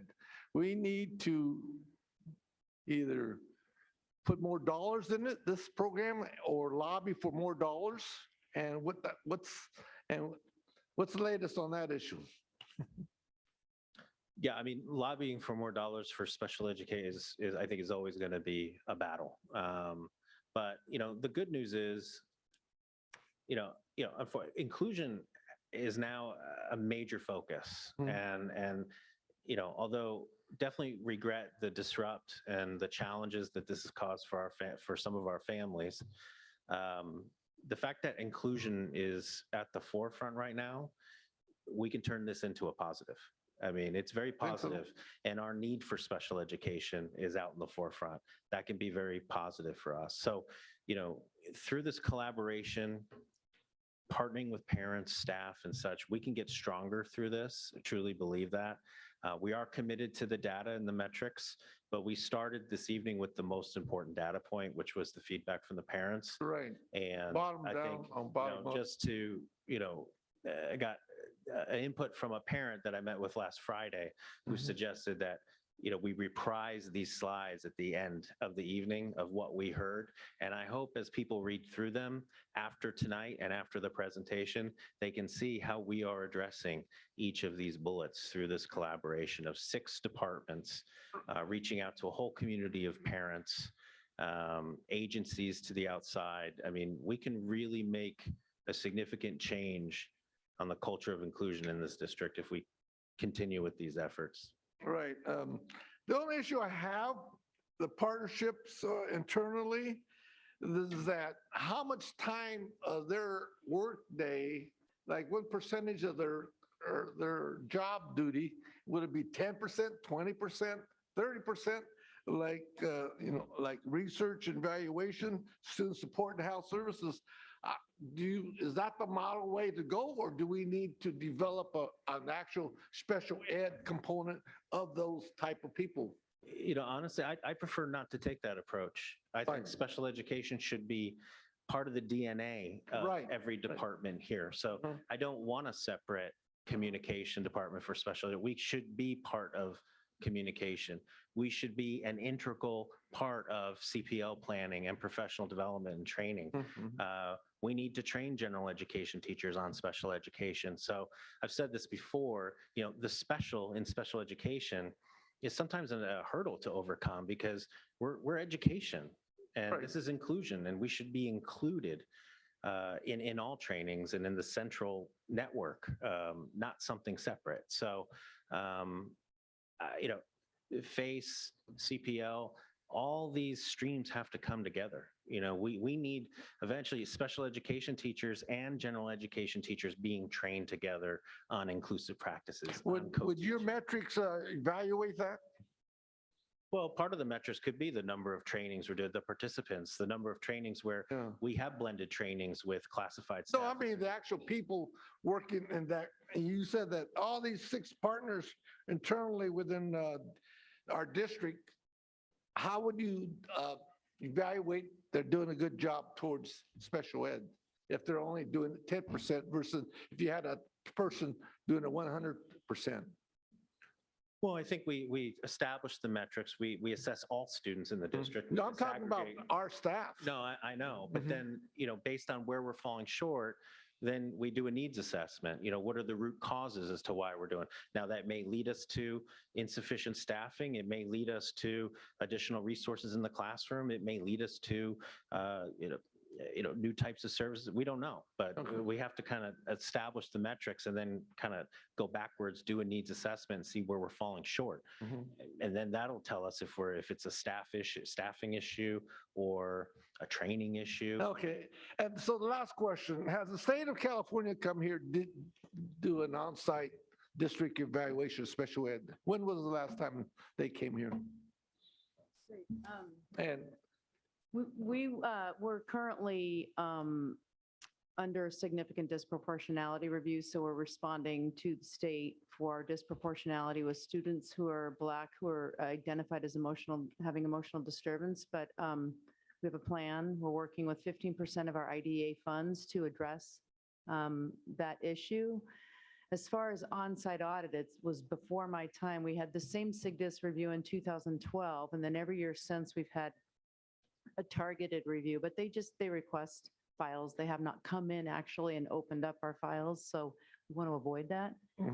But I also want to remind you, or just reiterate that that one family who was helping us and serving on this this ad hoc committee, that they've noticed as a family, they literally went to a school site and felt like they were being recruited from everyone from the custodial staff to the cafeteria staff, the computer teacher. And at another site, they said that was not the case. So we have a lot of work to do as a district and as a department and as a team to really work on the culture. And I think if the presentation that you saw at CSBA, I think they identified that. And the West Ed study that Los Angeles Unified did, that's a big part of it. But we're here, we're ready to go, and we're going to. No, I believe you. And like I said, I want you to do it ASAP. Okay. Thank you. Thank you, Mr. Pettis, and to all of my colleagues for excellent questions. Thank you for a great presentation. I am reminded of a quote that I read recently that I'm sure I'm going to butcher, but it was something like, if you define the problem well, you've almost got the answer, right? So when I see these slides where we're acknowledging what we've heard from parents and from employees, it's actually very heartening to me, because that's the roadmap, right? So I want to underscore for the parents who are here, for everyone who's been participating in this broader process, that your input is very valuable. It is quite literally the roadmap. So I want to encourage you to stick with us and continue to provide that detailed feedback about where we need to plug in the gaps and improve services. I was hoping you could address one thing. I hear a different conception from some folks about what the work is that we're undertaking right now, broadly speaking. Some people talk about it as if it's kind of a trial period and there will be a set date after which all of the changes that have been made will be reevaluated. But I also hear in your presentation more of an idea of kind of a constant continuous feedback loop and constant change. So can you address that for folks, just so that we can make sure we're all on the same page in terms of what is this process that we're undergoing? Yeah, it's more of a continuous improvement cycle. There's no set date where we're going to stop evaluating. We're going to be constantly evaluating. We're going to be constantly training. We're going to be constantly bolstering and learning from these experiences. Where are we falling short? We're going to get together and divide, learning center, resource in secondary. What's the future? What does it look like? What additional positions and services do we need at the sites to meet these needs? So it's a constant evaluation towards continuous improvement. And just another critical piece of that, speaking to, is we learn from where we fall short, but we also need to build upon where our strengths are. Mr. Perez spoke to, people come from all over California. They come from other states to come to Elk Grove Unified for some of our special ed programs. That's the truth. And so there's a lot of things that are working really, really well. And how do we build upon and expand those? And then also identify where we're coming up short and how do we address that? But there's so many phenomenal people doing phenomenal work across this district on a daily basis. I just want to make sure that we're in our continuous improvement model. It's building upon the strengths as well. This isn't a deficit model. Thank you. A quick comment on data. Definitely, lots of my colleagues spoke to the importance of that. Members of the public have spoken to it. I want to take us in a slightly different direction. I want to underscore the importance of qualitative data, because so much of what I've heard from the parents and families is about their experience, their feelings, all of which, is very important. So I want to make sure that qualitative data are not lost in this process. As important as numbers and metrics are, that's just as important. It's the experience of our students and families and employees. The last point I want to make is I appreciate the questions on the training. Hearing, I think Ms. Jones talked about our inclusivity weeks. It's very encouraging to hear that we are being intentional about creating a more inclusive culture, right? And changing our collective mindsets about that. I do share the concerns, though, about the specific needs of special education students getting lost in the middle of all that, right? Because when we do, for example, the trainings that we contract with the Sacramento LGBT Center for, right? Those are effective because they are very targeted. And I want to make sure that we don't lose that for this population as well, because frankly, we need it just as much. Yeah. So that is the end of my comments. And public comment for this item took place at the top of the meeting, correct? Just wanted to double check because that was not on my script. So with that, thank you for your presentation. Colleagues, we have 2 action items. The first is the appointment of a representative from the Elk Grove Unified School District to the California School Boards Association Delegate Assembly. This is the position that has been occupied by Ms. Albiani. And Ms. Albiani, would you like to speak to that? I would like to nominate Ms. Gina Jamerson for the position to the California School Boards Association Delegate Assembly. We had put out a call for anybody to call me and contact me about what that entailed. We had a lengthy discussion, and she is willing to serve in that position. Thank you. Do we have a second for Ms. Jamerson in that position? I'll second that. Thank you, Mr. Bettis. I'm going to do a roll call vote. Mr. Track? Aye. Ms. Albiani? Aye. Mr. Fortuna? Aye. Mr. Bettis? Aye. Mr. Vargas? Aye. Mr. Yang? Aye. And I am also an aye. Congratulations, Ms. Jamerson. The next item, I will call up Ms. Shannon Hayes to present the approval of the 2022-23 first interim financial report.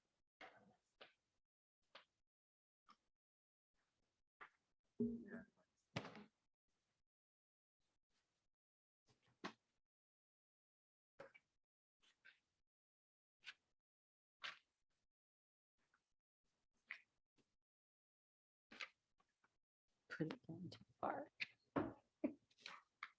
Good evening, members of the board. President Chires Espinoza. Welcome, Mr. Vargas. Superintendent Hoffman, my colleagues. I'm presenting tonight the 2022-23 first interim report. As soon as I find a clicker. And tonight we're going to go and review the annual budget development cycle. Our 22-23. I don't think we have student enrollment in here this time. I'm going to skip that bullet because that is not included in this presentation.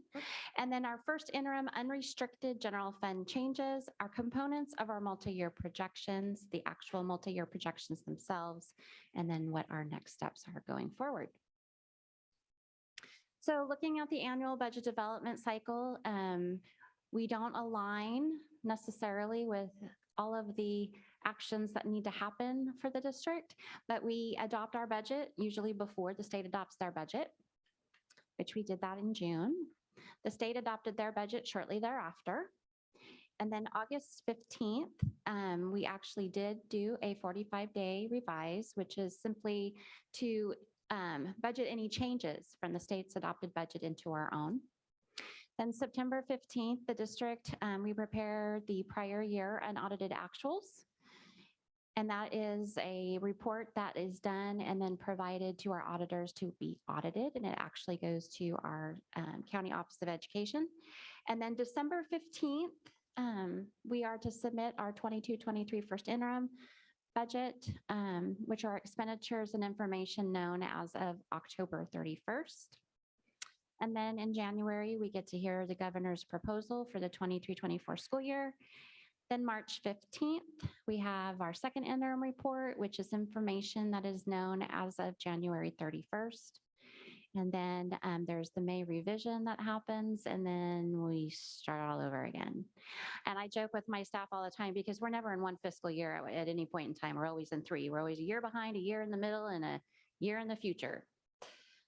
So looking at ADA, when we adopted our budget, we did not know that the state was going to actually adopt with this provision to hold districts harmless for the ADA cliff, as they refer to it.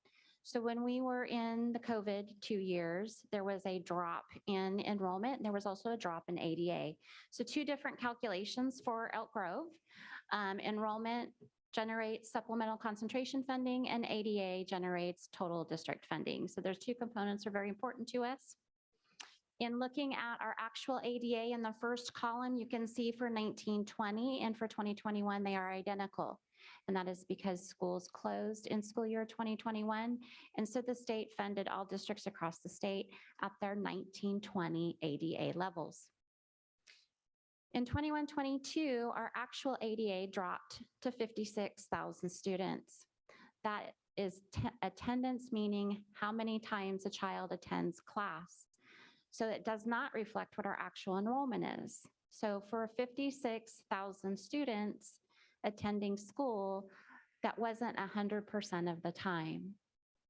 So we roughly have anywhere in our district from 60,000 to 61,000 students enrolled. So in 21-22, they only attended and we were paid for ADA in the amount of 56,000. That I think is roughly around 90% of attendance, whereas we're normally as a district at 95, 96%. So then looking at 22-23 and our projection for our funded ADA for 22-23, you can see it's relatively flat. It's at 59. That $59,000, that 59,000 amount of ADA is a 3-year average that we used when we adopted the budget. And that was because at that time in the May revise, we knew that we were going to be allowed to do an either or. Original ed code said you had to use the current or prior year ADA value, whichever was greater, or you could use a 3-year rolling average. So when we adopted our budget, we did the 3-year rolling average. The state adopted with this consideration of what they're referring to as ADA mitigation. So they allowed the districts across the state to use their ADA percentage from 1920, which for our district was 96%. We were able to apply that to our 21-22 enrollment levels to generate our funded ADA. For Elk Grove, it's that funded ADA amount for this reporting period of first interim. We're using 60,146 as our ADA target instead of what we would normally have had to claim and what we were be paid on, which is 59,291. So that's important to note. Right now, the way I interpreted ed code, and I hope I wasn't incorrect, was that we get to use this mitigation formula through 24-25. So again, that 3-year rolling average as we go forward. So changes that we've made to our budget, again, this is for the unrestricted general fund, is we have budgeted the changes in LCFF funding based on the state's adopted budget. We did add expenditure budgets for carryover that was presented to the board through unaudited actuals. We have adjustments to site-based staffing. We have budgeted for the ongoing employee compensation proposal, and we have additional indirect credits and other adjustments. So what those look like, these are the values that are attached to what was on the previous slide. So when we adopted our budget in June, we were deficit spending $10.8 million, and that's the number you see at the very top.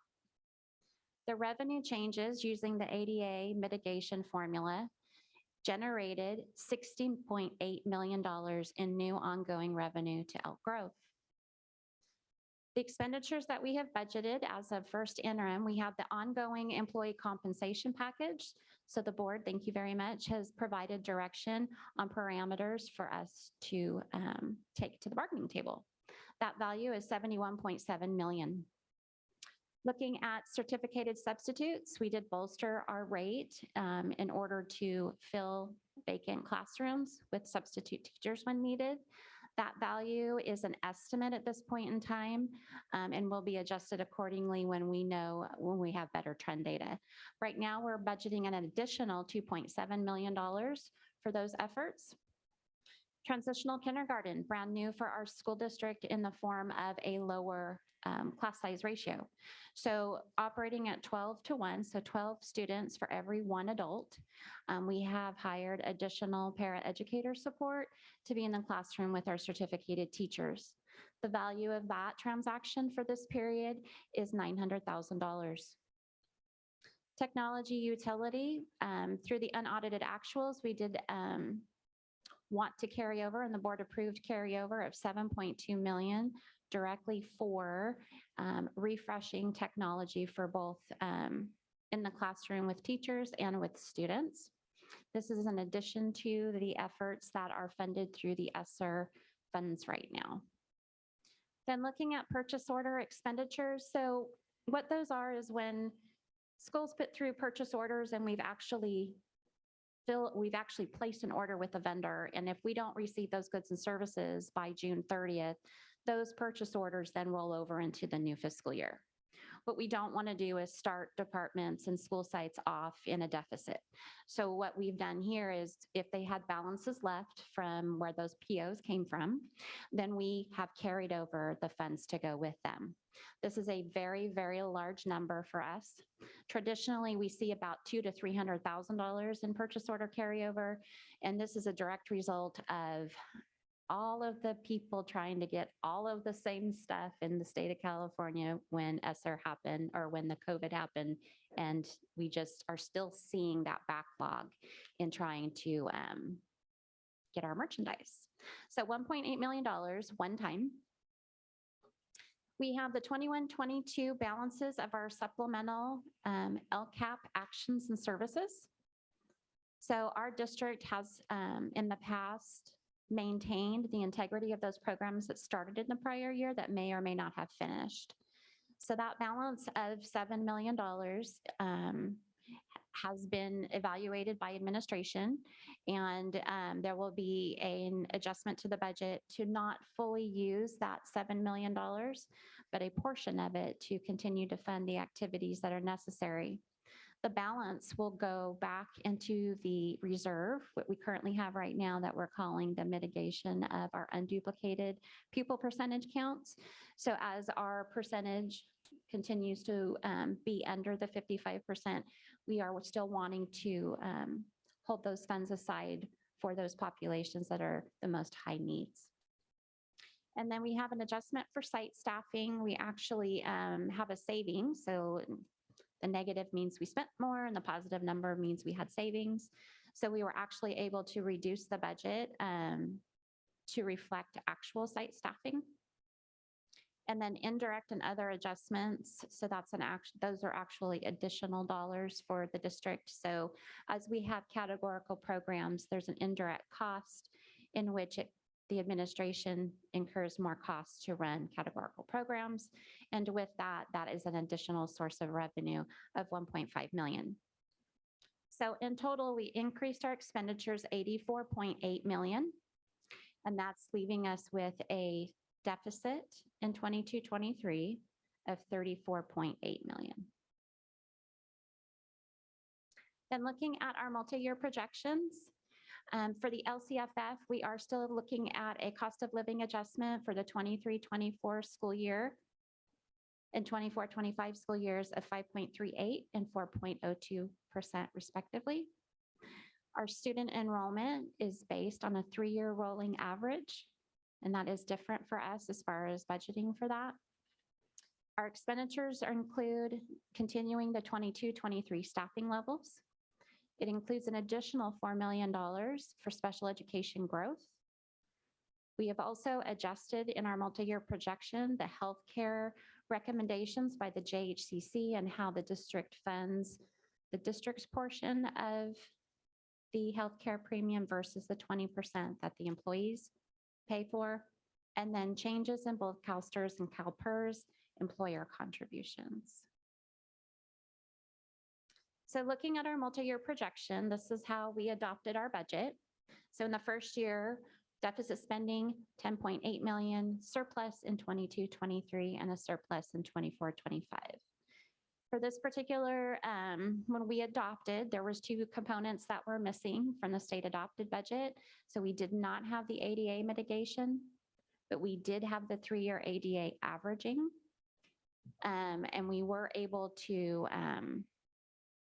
budget the base COLA. So what we saw in the state's adopted budget was an additional amount of cost of living adjustment, and we saw the ADA mitigation. So looking at first interim, you can see our revenue jumps to $711 million. We do have the $34 million deficit spending in the first year, and that's due to the items on the previous slide. We then have a deficit in 23-24 of 1.7 million. And then we have our surplus of 7 million in the third year. So it's important to note when we look at the estimated 22, 23, 23, 24, 23, 24, and 24, 25, those numbers in parentheses up there, those are the Department of Finance's cost of living adjustment prior to the latest evaluation of statewide revenues. For those of you that follow school business, those are very, very high. We're normally used to seeing COLAs that are 2% or less. We do believe that we're probably going to see higher COLAs. The question will be whether or not the state funds Prop 98 in total or not. So we're not changing the estimates that we currently have in revenue. They will be reevaluated once the governor's proposal comes out in January, and we see if there's any kind of direction or thinking on the state's part as far as funding and keeping Prop 98 whole. So our next steps, I will be back in January to give the board an update on the governor's proposal for school year 23-24. Then we'll be back in March to do our second interim report, and then we will report back on the May revision, and then we will be adopting our budget in June. And with that, I will take questions and ask the board to take action to approve our state financial reports. Thank you, Ms. Hayes. So those of us returning members have had a lot of time, thanks to you, with the multi-year projections, and we discussed it in closed session, but I know, Mr. Vargas, this is probably your first exposure in this level of detail, but I will take questions and comments. Let's see, I think I started there last time. I'm going to start over here. Mr. Bettis, do you have any questions or comments? Yes. All right, here we go. Page 1, 2022, 23 student enrollment. Then you don't have anything underneath that. So we have to go to page 3, and that's where you show the enrollment, correct? So this isn't enrollment information, this is ADA information. And you explained that, how we got to the numbers, very excellent. Thank you.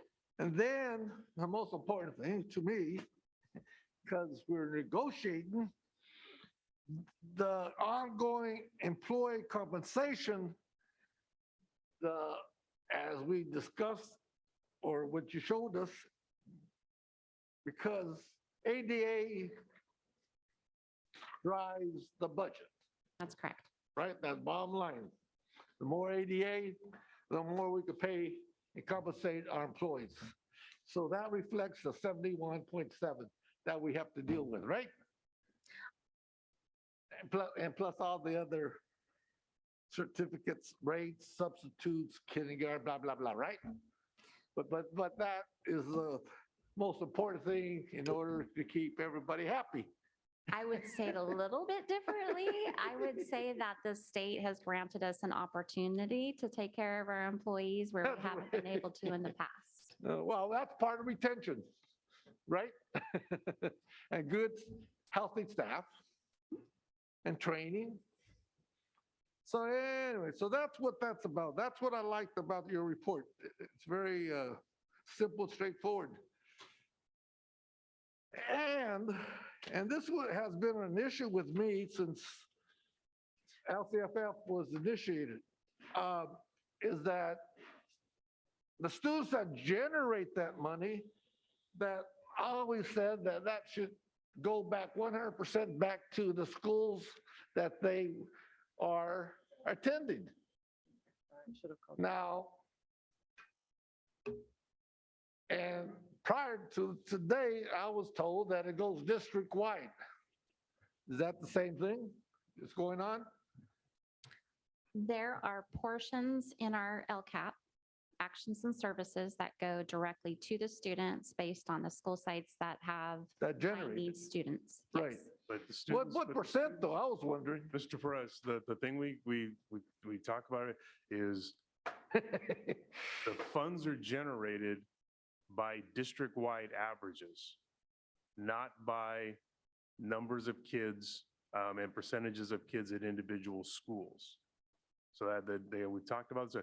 The original idea was the weighted student formula, and that one was based on individual school and their breakdown of kids, and then the funds were going to be generated by individual school. When they came up with LCFF, they went a different direction, and they're using district averages of the student groups, of the unduplicated kids, to generate income. So the individual kids at the individual schools, they don't directly generate the funding because it's built on averages. Because we have schools that are 100% free and reduced, but those schools don't get, no schools in our district get concentration dollars anymore because we're below the 55% threshold as an average, even though we have schools in the district well above 55%. So we just got to make sure we're clear about that in how the dollars are generated. They're generated district-wide. Okay, page 5. So 21, 22, June 22, right? That's that's the academic year or the fiscal year? We are, yes. Balance supplement. Now that's $7 million that could have went to those targeted students, correct?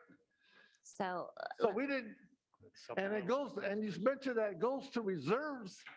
That's another issue that I have. okay, but hang on. Okay. I think I have an answer for you. I know. Okay. So in our LCAP, Right. we have identified $70+ million of actions and services that go to our high need students. Right. Okay. So of all of those actions and services, so $70 million, we have $7 million left. Right. Okay. 2 million of it is our old summer school program Right. that we are not spending because we have ELOP. Right. Okay. So we really have a balance of $5 million. Of that $5 million, I think 1.7 of it is going to go right back to those programs to serve our high need students. When? What year? Fiscal? Right now. 22, 23. 20, okay. Okay. How much? 1.7. Okay. And so that balance that's left is going, Okay. the How much? balance that's left, I'm going to point you to page number 7. Uh-huh. Right there, it says anticipated loss of UPP in the reserve categories of 7.9 million. No, where is that at? We're on And the page on the slide column of 7. 22, 23, correct? Yes. So that 7.9 million is specific to Right. actions and services Uh-huh. of high need students. That right there, high need students. Yes. Okay. That difference that we're going to add is going to go against that 7.9 and it's going to increase a little bit more. And it takes board action to use those monies and actually move them up above the surplus deficit line to go back to serving high-need students. The reason we're not doing that right now is because school sites are 100% funded for their actions and services for their high-need students and have been since July 1. That's right. That's because Title I, right? Is that because That's the LCAP. LCAP? Oh, just LCAP. You're not talking about the Title We're not I. talking about Title I, Okay. yeah. So we're keeping the integrity, Mr. Pres, which I think is what you were asking, is we Right, want to right. make sure that those dollars go back to serve those students. Right. So we've reserved them for that very specific purpose. So in the event that we are not able to have enough LCFF funds to continue that $70 million plus that's in the LCAP, we have another place to go to keep everybody at 100%. Okay. Now I feel better. Good, I'm glad you feel better. Okay. Okay, that's very clear again. Perfect. I like the way you understand that? Very important because you have a lot of students in Monterey like this. Okay, the last question, I think that was it. Because you're super good. I'd love to hear it, Mr. Pettis. Mr. Vargas. Oh, okay, hold on here. Last question. Special ed. All right. Is that the most we could provide in our budget, the 4 million? No, the 4 million just is a number to help capture the growth.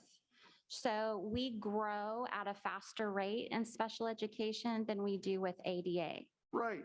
So in order to keep up with the population growth, we have inserted $4 million, which for the most part has funded the additional staff and whatever those special needs students need. And so right now in the preschool area for autism is where we're seeing that increase, but we don't get ADA for preschool students. So the reason why I'm wondering, because, you know, we have that $7 million and a lot of our students are low income and people of color and foster youth and runaways, homeless and all that. Can we match that or elevate that regarding using that seven over here? We could. There's currently not a need to do so. So right now for fiscal year 22-23, based on the needs of our special education population, right now they have the equivalent of what they need. In the event something was to change that, let's just say we got an influx of kids we didn't know were coming, there's a process by which we would bring it back to the board and say, we need to utilize this source for. I heard the news up the hill, they're closing a charter school. They might come down the hill. Okay, well, if that's the case, then our friends in special ed will let us know. I think, okay, thank you. Thank you, Mr. Pettis. Mr. Vargas, any questions, comments? One quick question. So thank you. This was incredibly helpful. I'm still getting a crash course in all of this stuff. But just jumping to page 8, I wanted to just observe that in the 2023-24, based on this the first interim, we are looking at the deficit in that one. And obviously things change. It sounds like we have a lot of control after the LCFF, adjustment as to, changing that. But my question is just simply, is there any assumption baked into this, this projection that we need to be concerned about? And there's several, actually. The one area that we've been talking about for quite a while is the enrollment. So we want to make sure our enrollment comes back up. Our district always has hovered around about 55% with free and reduced lunch count students. We're now in the high 40s, like 49, 48. So that's problematic. There's things that have happened at the state level that contribute to that. So now we have universal meals. And so every student is entitled to 2 free meals. And so that's changed demographics for us. We have tried different avenues, and I'm going to forget the title of it, but there's a new LCFF survey form where parents can provide financial information to us, and then that will help bolster funding for the high needs students that we have in our district. The COVID didn't help, obviously. We have an attendance campaign to ensure that kids attend school more often. That was kind of put on hold because as we were coming out of COVID, parents were encouraged to keep their students home, so we didn't keep spreading the virus. So there's a number of different things that for the 22-23 school year that we continue to look at and we will continue to refine. The fact that we do have now in Ed Code the ability to do a 3-year average of ADA is huge. So even after the ADA mitigation goes away, that's going to be helpful. I know there's been talk about funding schools and school districts on enrollment versus ADA. Don't know where that's going to land yet. But for us as a district, that's how we get most of our money, right? So we continue to watch our ADA and enrollment numbers. And then we have the Attendance Information Office. I always forget the acronym for that. They are really good about engaging parents. So like if kids aren't coming to school, you know, why aren't they coming to school? So we have different outreach, if you will, in order to help with that effort. I think until probably next school year, I would think it's going to feel even more normal than it feels this year. And then hopefully we'll see a change in our enrollment information. I will share, even though we're still going back through and we're looking at our CBEDS enrollment, which is a measurement on the first Wednesday in October, we have seen a greater, I don't know how to say this, there's more activity happening in the primary grades than we've seen in prior years. And so that's exciting because as our primary grades grow, obviously that's gonna carry our attendance through all the way 12th grade. So there's some good stuff happening. I just think we're still feeling the effects of coming out of COVID. Great. Thank you very much. And I look forward to chatting more with you to learn more. Thank you, Mr. Vargas. Mr. Yang, questions or comments? Yeah. Thank you, Shen, for the presentation. I think we have discussed very extensively in closed session as well, in multiple closed sessions. And so I thank you for that. I just wanted to touch on 3 points that I think it's not just important for us to discuss about, but for the public to hear too. So the surplus, I'm just curious, where we at on that? I know that there's different opinions on that. Some wanted to see 0, some wanted to see as high as possible for security purposes. Where we at right now today? What do you think we are at? You're referring to reserve levels? Yeah. So the reserve levels for 22-23, the district is obligated to not have more than 10% in the reserve. So the reason for that is the state has a rainy day fund by which districts are not supposed to hoard money. You're supposed to spend it when you have it. And that if there was a downturn or another recession, that the state would have the rainy day fund to backfill for that. Our district right now, that opinion about how much reserves does vary greatly. The average across the state for a unified district is about 16%. You can see here for our 22-23 budget, that $76 million ending balance is 7.4%, so below the 10%. I would tell you that that's too low. The reason for that is the 2% mandated reserve of the 22 million that you see there doesn't even make one payroll. So if something catastrophic were to happen and we didn't have enough cash, that would be a huge problem. I don't think that, I mean, it's been pretty low before, but it's been because we've been in either a recession or something of that nature. It wasn't something that was self-imposed.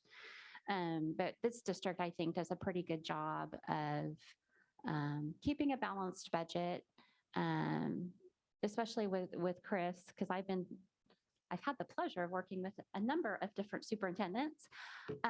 You know, and Chris's vision with making sure that we have a surplus in that 3rd year, that's huge.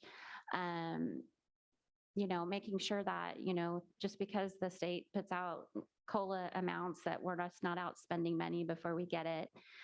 There's been very good practices here in our district about how we do our finances. I will say that 7.4% makes me a little twitchy, but understand it. And I'm learning that it's okay. And that hopefully the state, if we have to use the rainy day fund, they come through for us. Thank you. Come around, Carmen. All right, my second point will be we are facing inflation, and on the contrary, we are, I guess we are technically speaking in recession and possibly going to a great recession. So what is there any forecast as far as projections of Not funding? Yeah, not currently. We do have built in our multi-year projection factors. I wouldn't say to offset inflation because it doesn't do that truly, but there's different components. So like we have a factor, I think it's 5% that's in there to help capture increased costs in like utilities as an example. We don't have factors in for purchasing power. So for supplies, there's nothing in our budget that has a factor for that.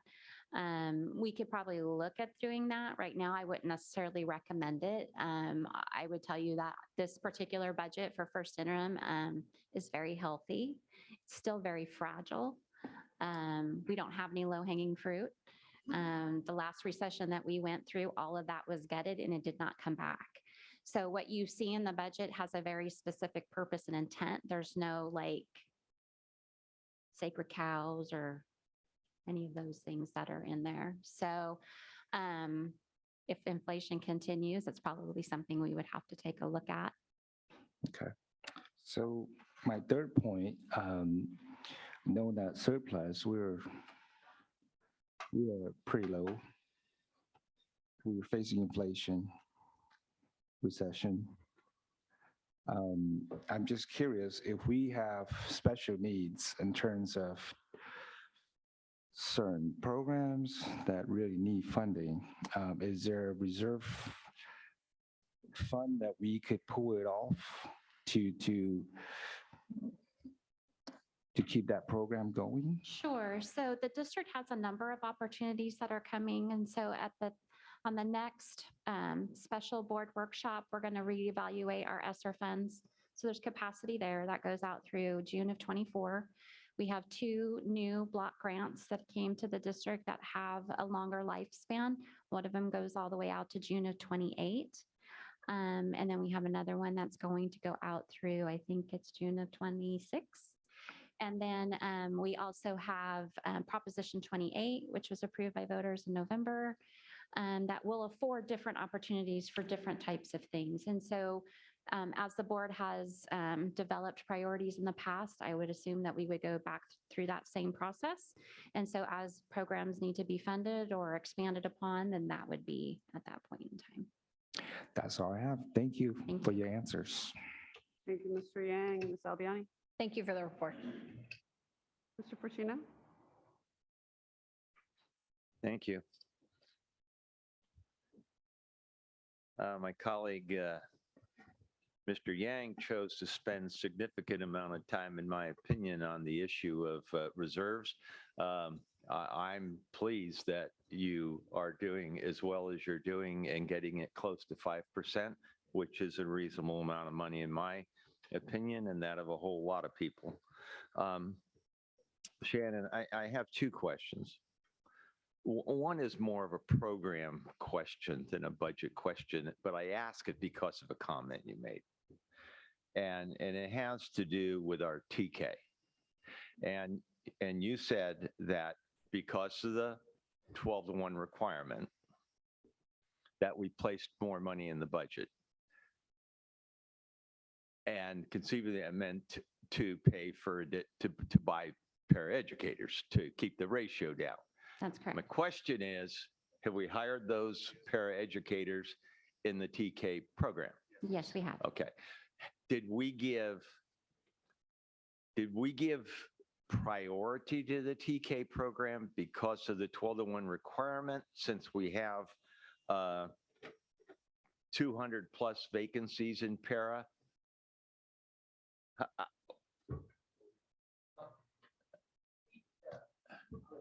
We actually did a special posting just for preschool paraeducators. And so we ran a pool just like we do for every other pool, and then people applied to that pool. So it wasn't like we prioritized one over the other.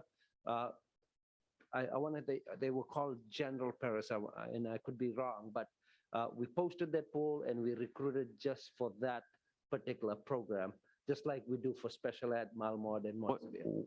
What was the reason for a special posting? Their requirements are a little different because some of them have ECE requirements that are different than special ed requirements. Yeah, they're both called pairs, but they're different in the requirements of what the folks are doing in the CK classes. Is just a different requirement. The requirements are very different than regular and Malmod and Montsevier paras. Okay, thank you.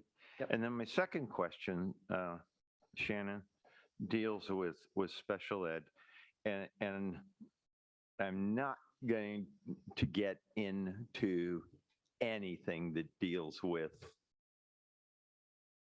reason or value or need.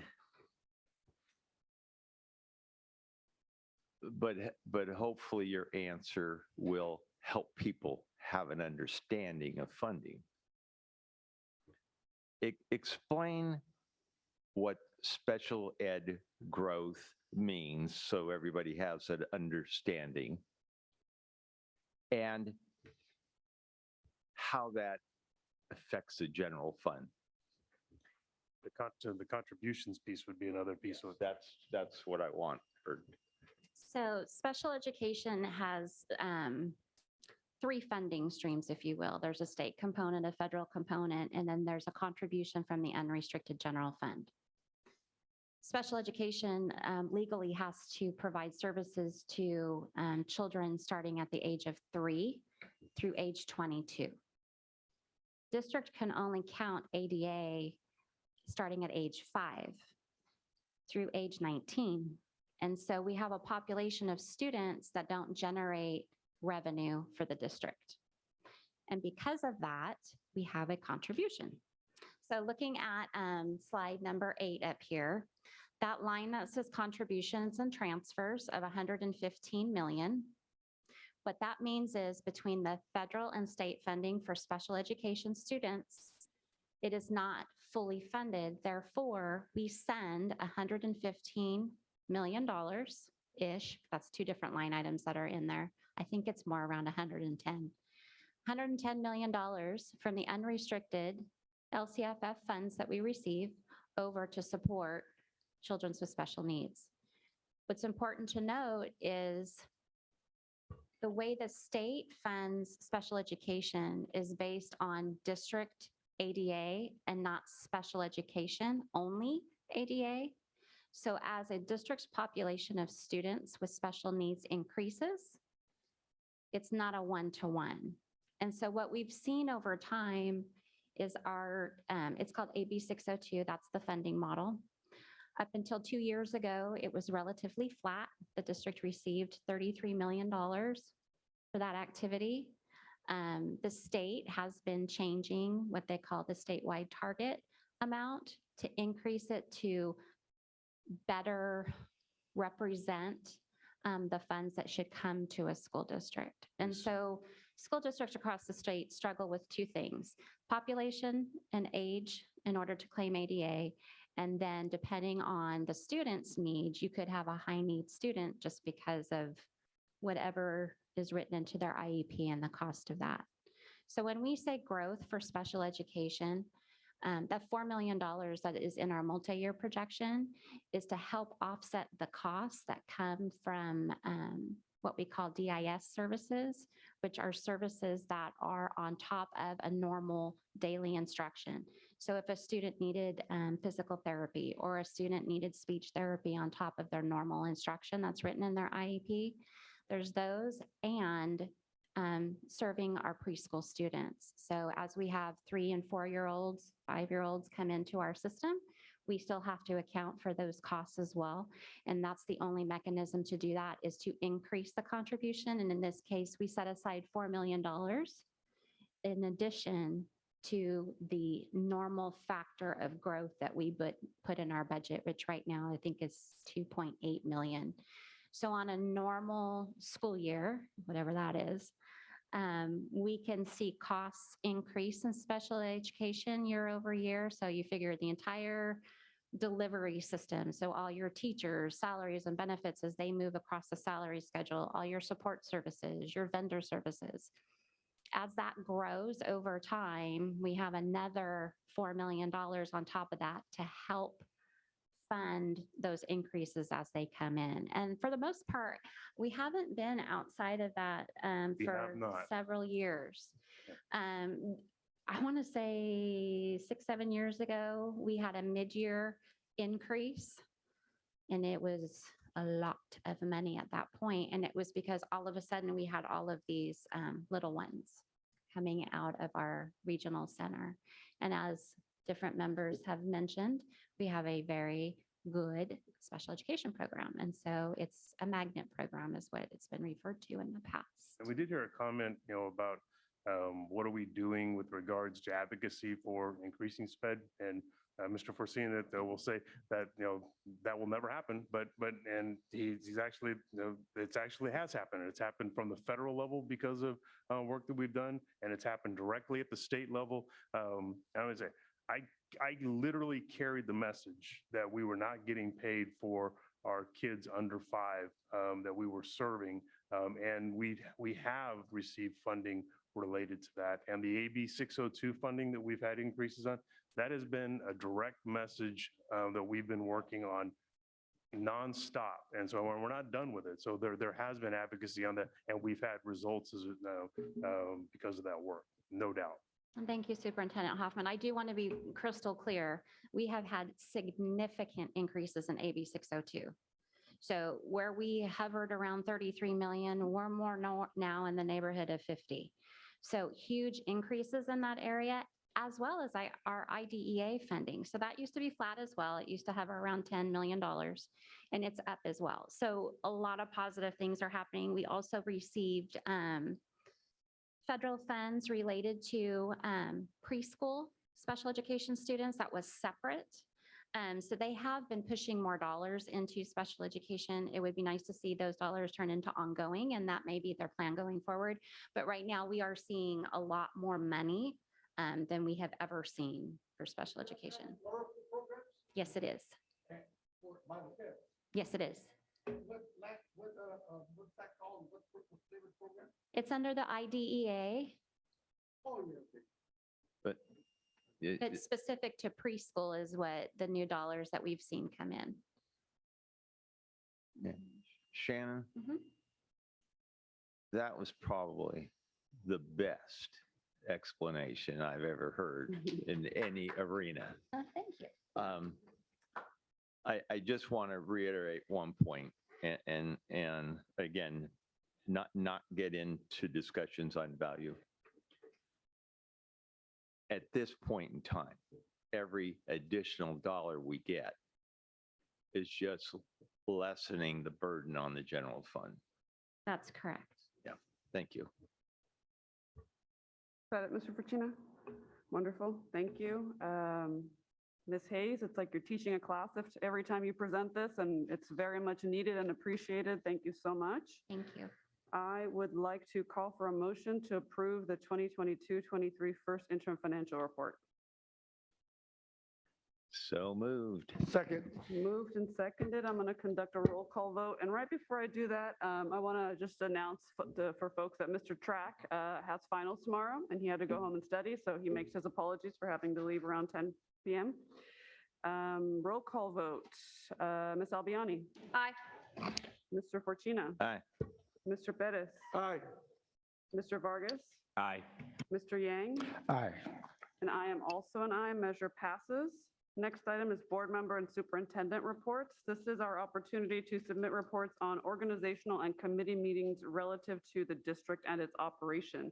I'm not sure that we've had any of those this late in the year, so. Very quick.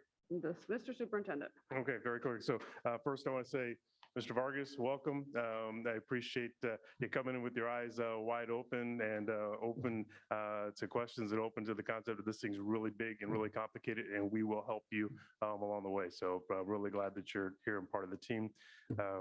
Ms. Chavez Espinoza, over the screen. Looking forward to working with you again in the role as president, and here to help. And I look forward to your leadership and as we move forward. And Ms. Jamerson, hope you feel better and look forward to you in the vice president role. Thank you to the entire staff. This team here is as good as there is, and I'm proud of them, and I appreciate them very much. And the labor partners, you make a huge difference too. And our parents, even when we don't agree, I promise you, we will get this whole thing done, and we appreciate the partnership as well. So hope everybody gets a little bit of downtime. Yes. Oh, you want me to? No, I can do it. All right. So we do have a new member on cabinet.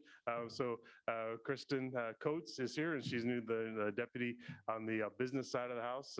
And we are super happy to have her. And I have to say again, I'm the least popular superintendent in the county because we keep taking the best people from other places. So, but welcome. Really glad to have you. And we're not sorry. Next item is consideration of future agenda items. This is our opportunity to briefly ask for consideration for a matter to be placed on a future agenda. Do we have any of those? Oh, I mentioned earlier regarding, I guess we have, because we have new board member here, we need to go back to that committee assignment. Yeah, you asked me before the meeting. So that doesn't not have to on be an today's agenda. actual agenda item or what? How are we going to do that? It's not on today's agenda, but we'll bring it back. We'll bring it back, yeah. And seeing no other hands, I'm going to adjourn the meeting at 10:30 PM. Wishing you all a happy holidays and a well-deserved break.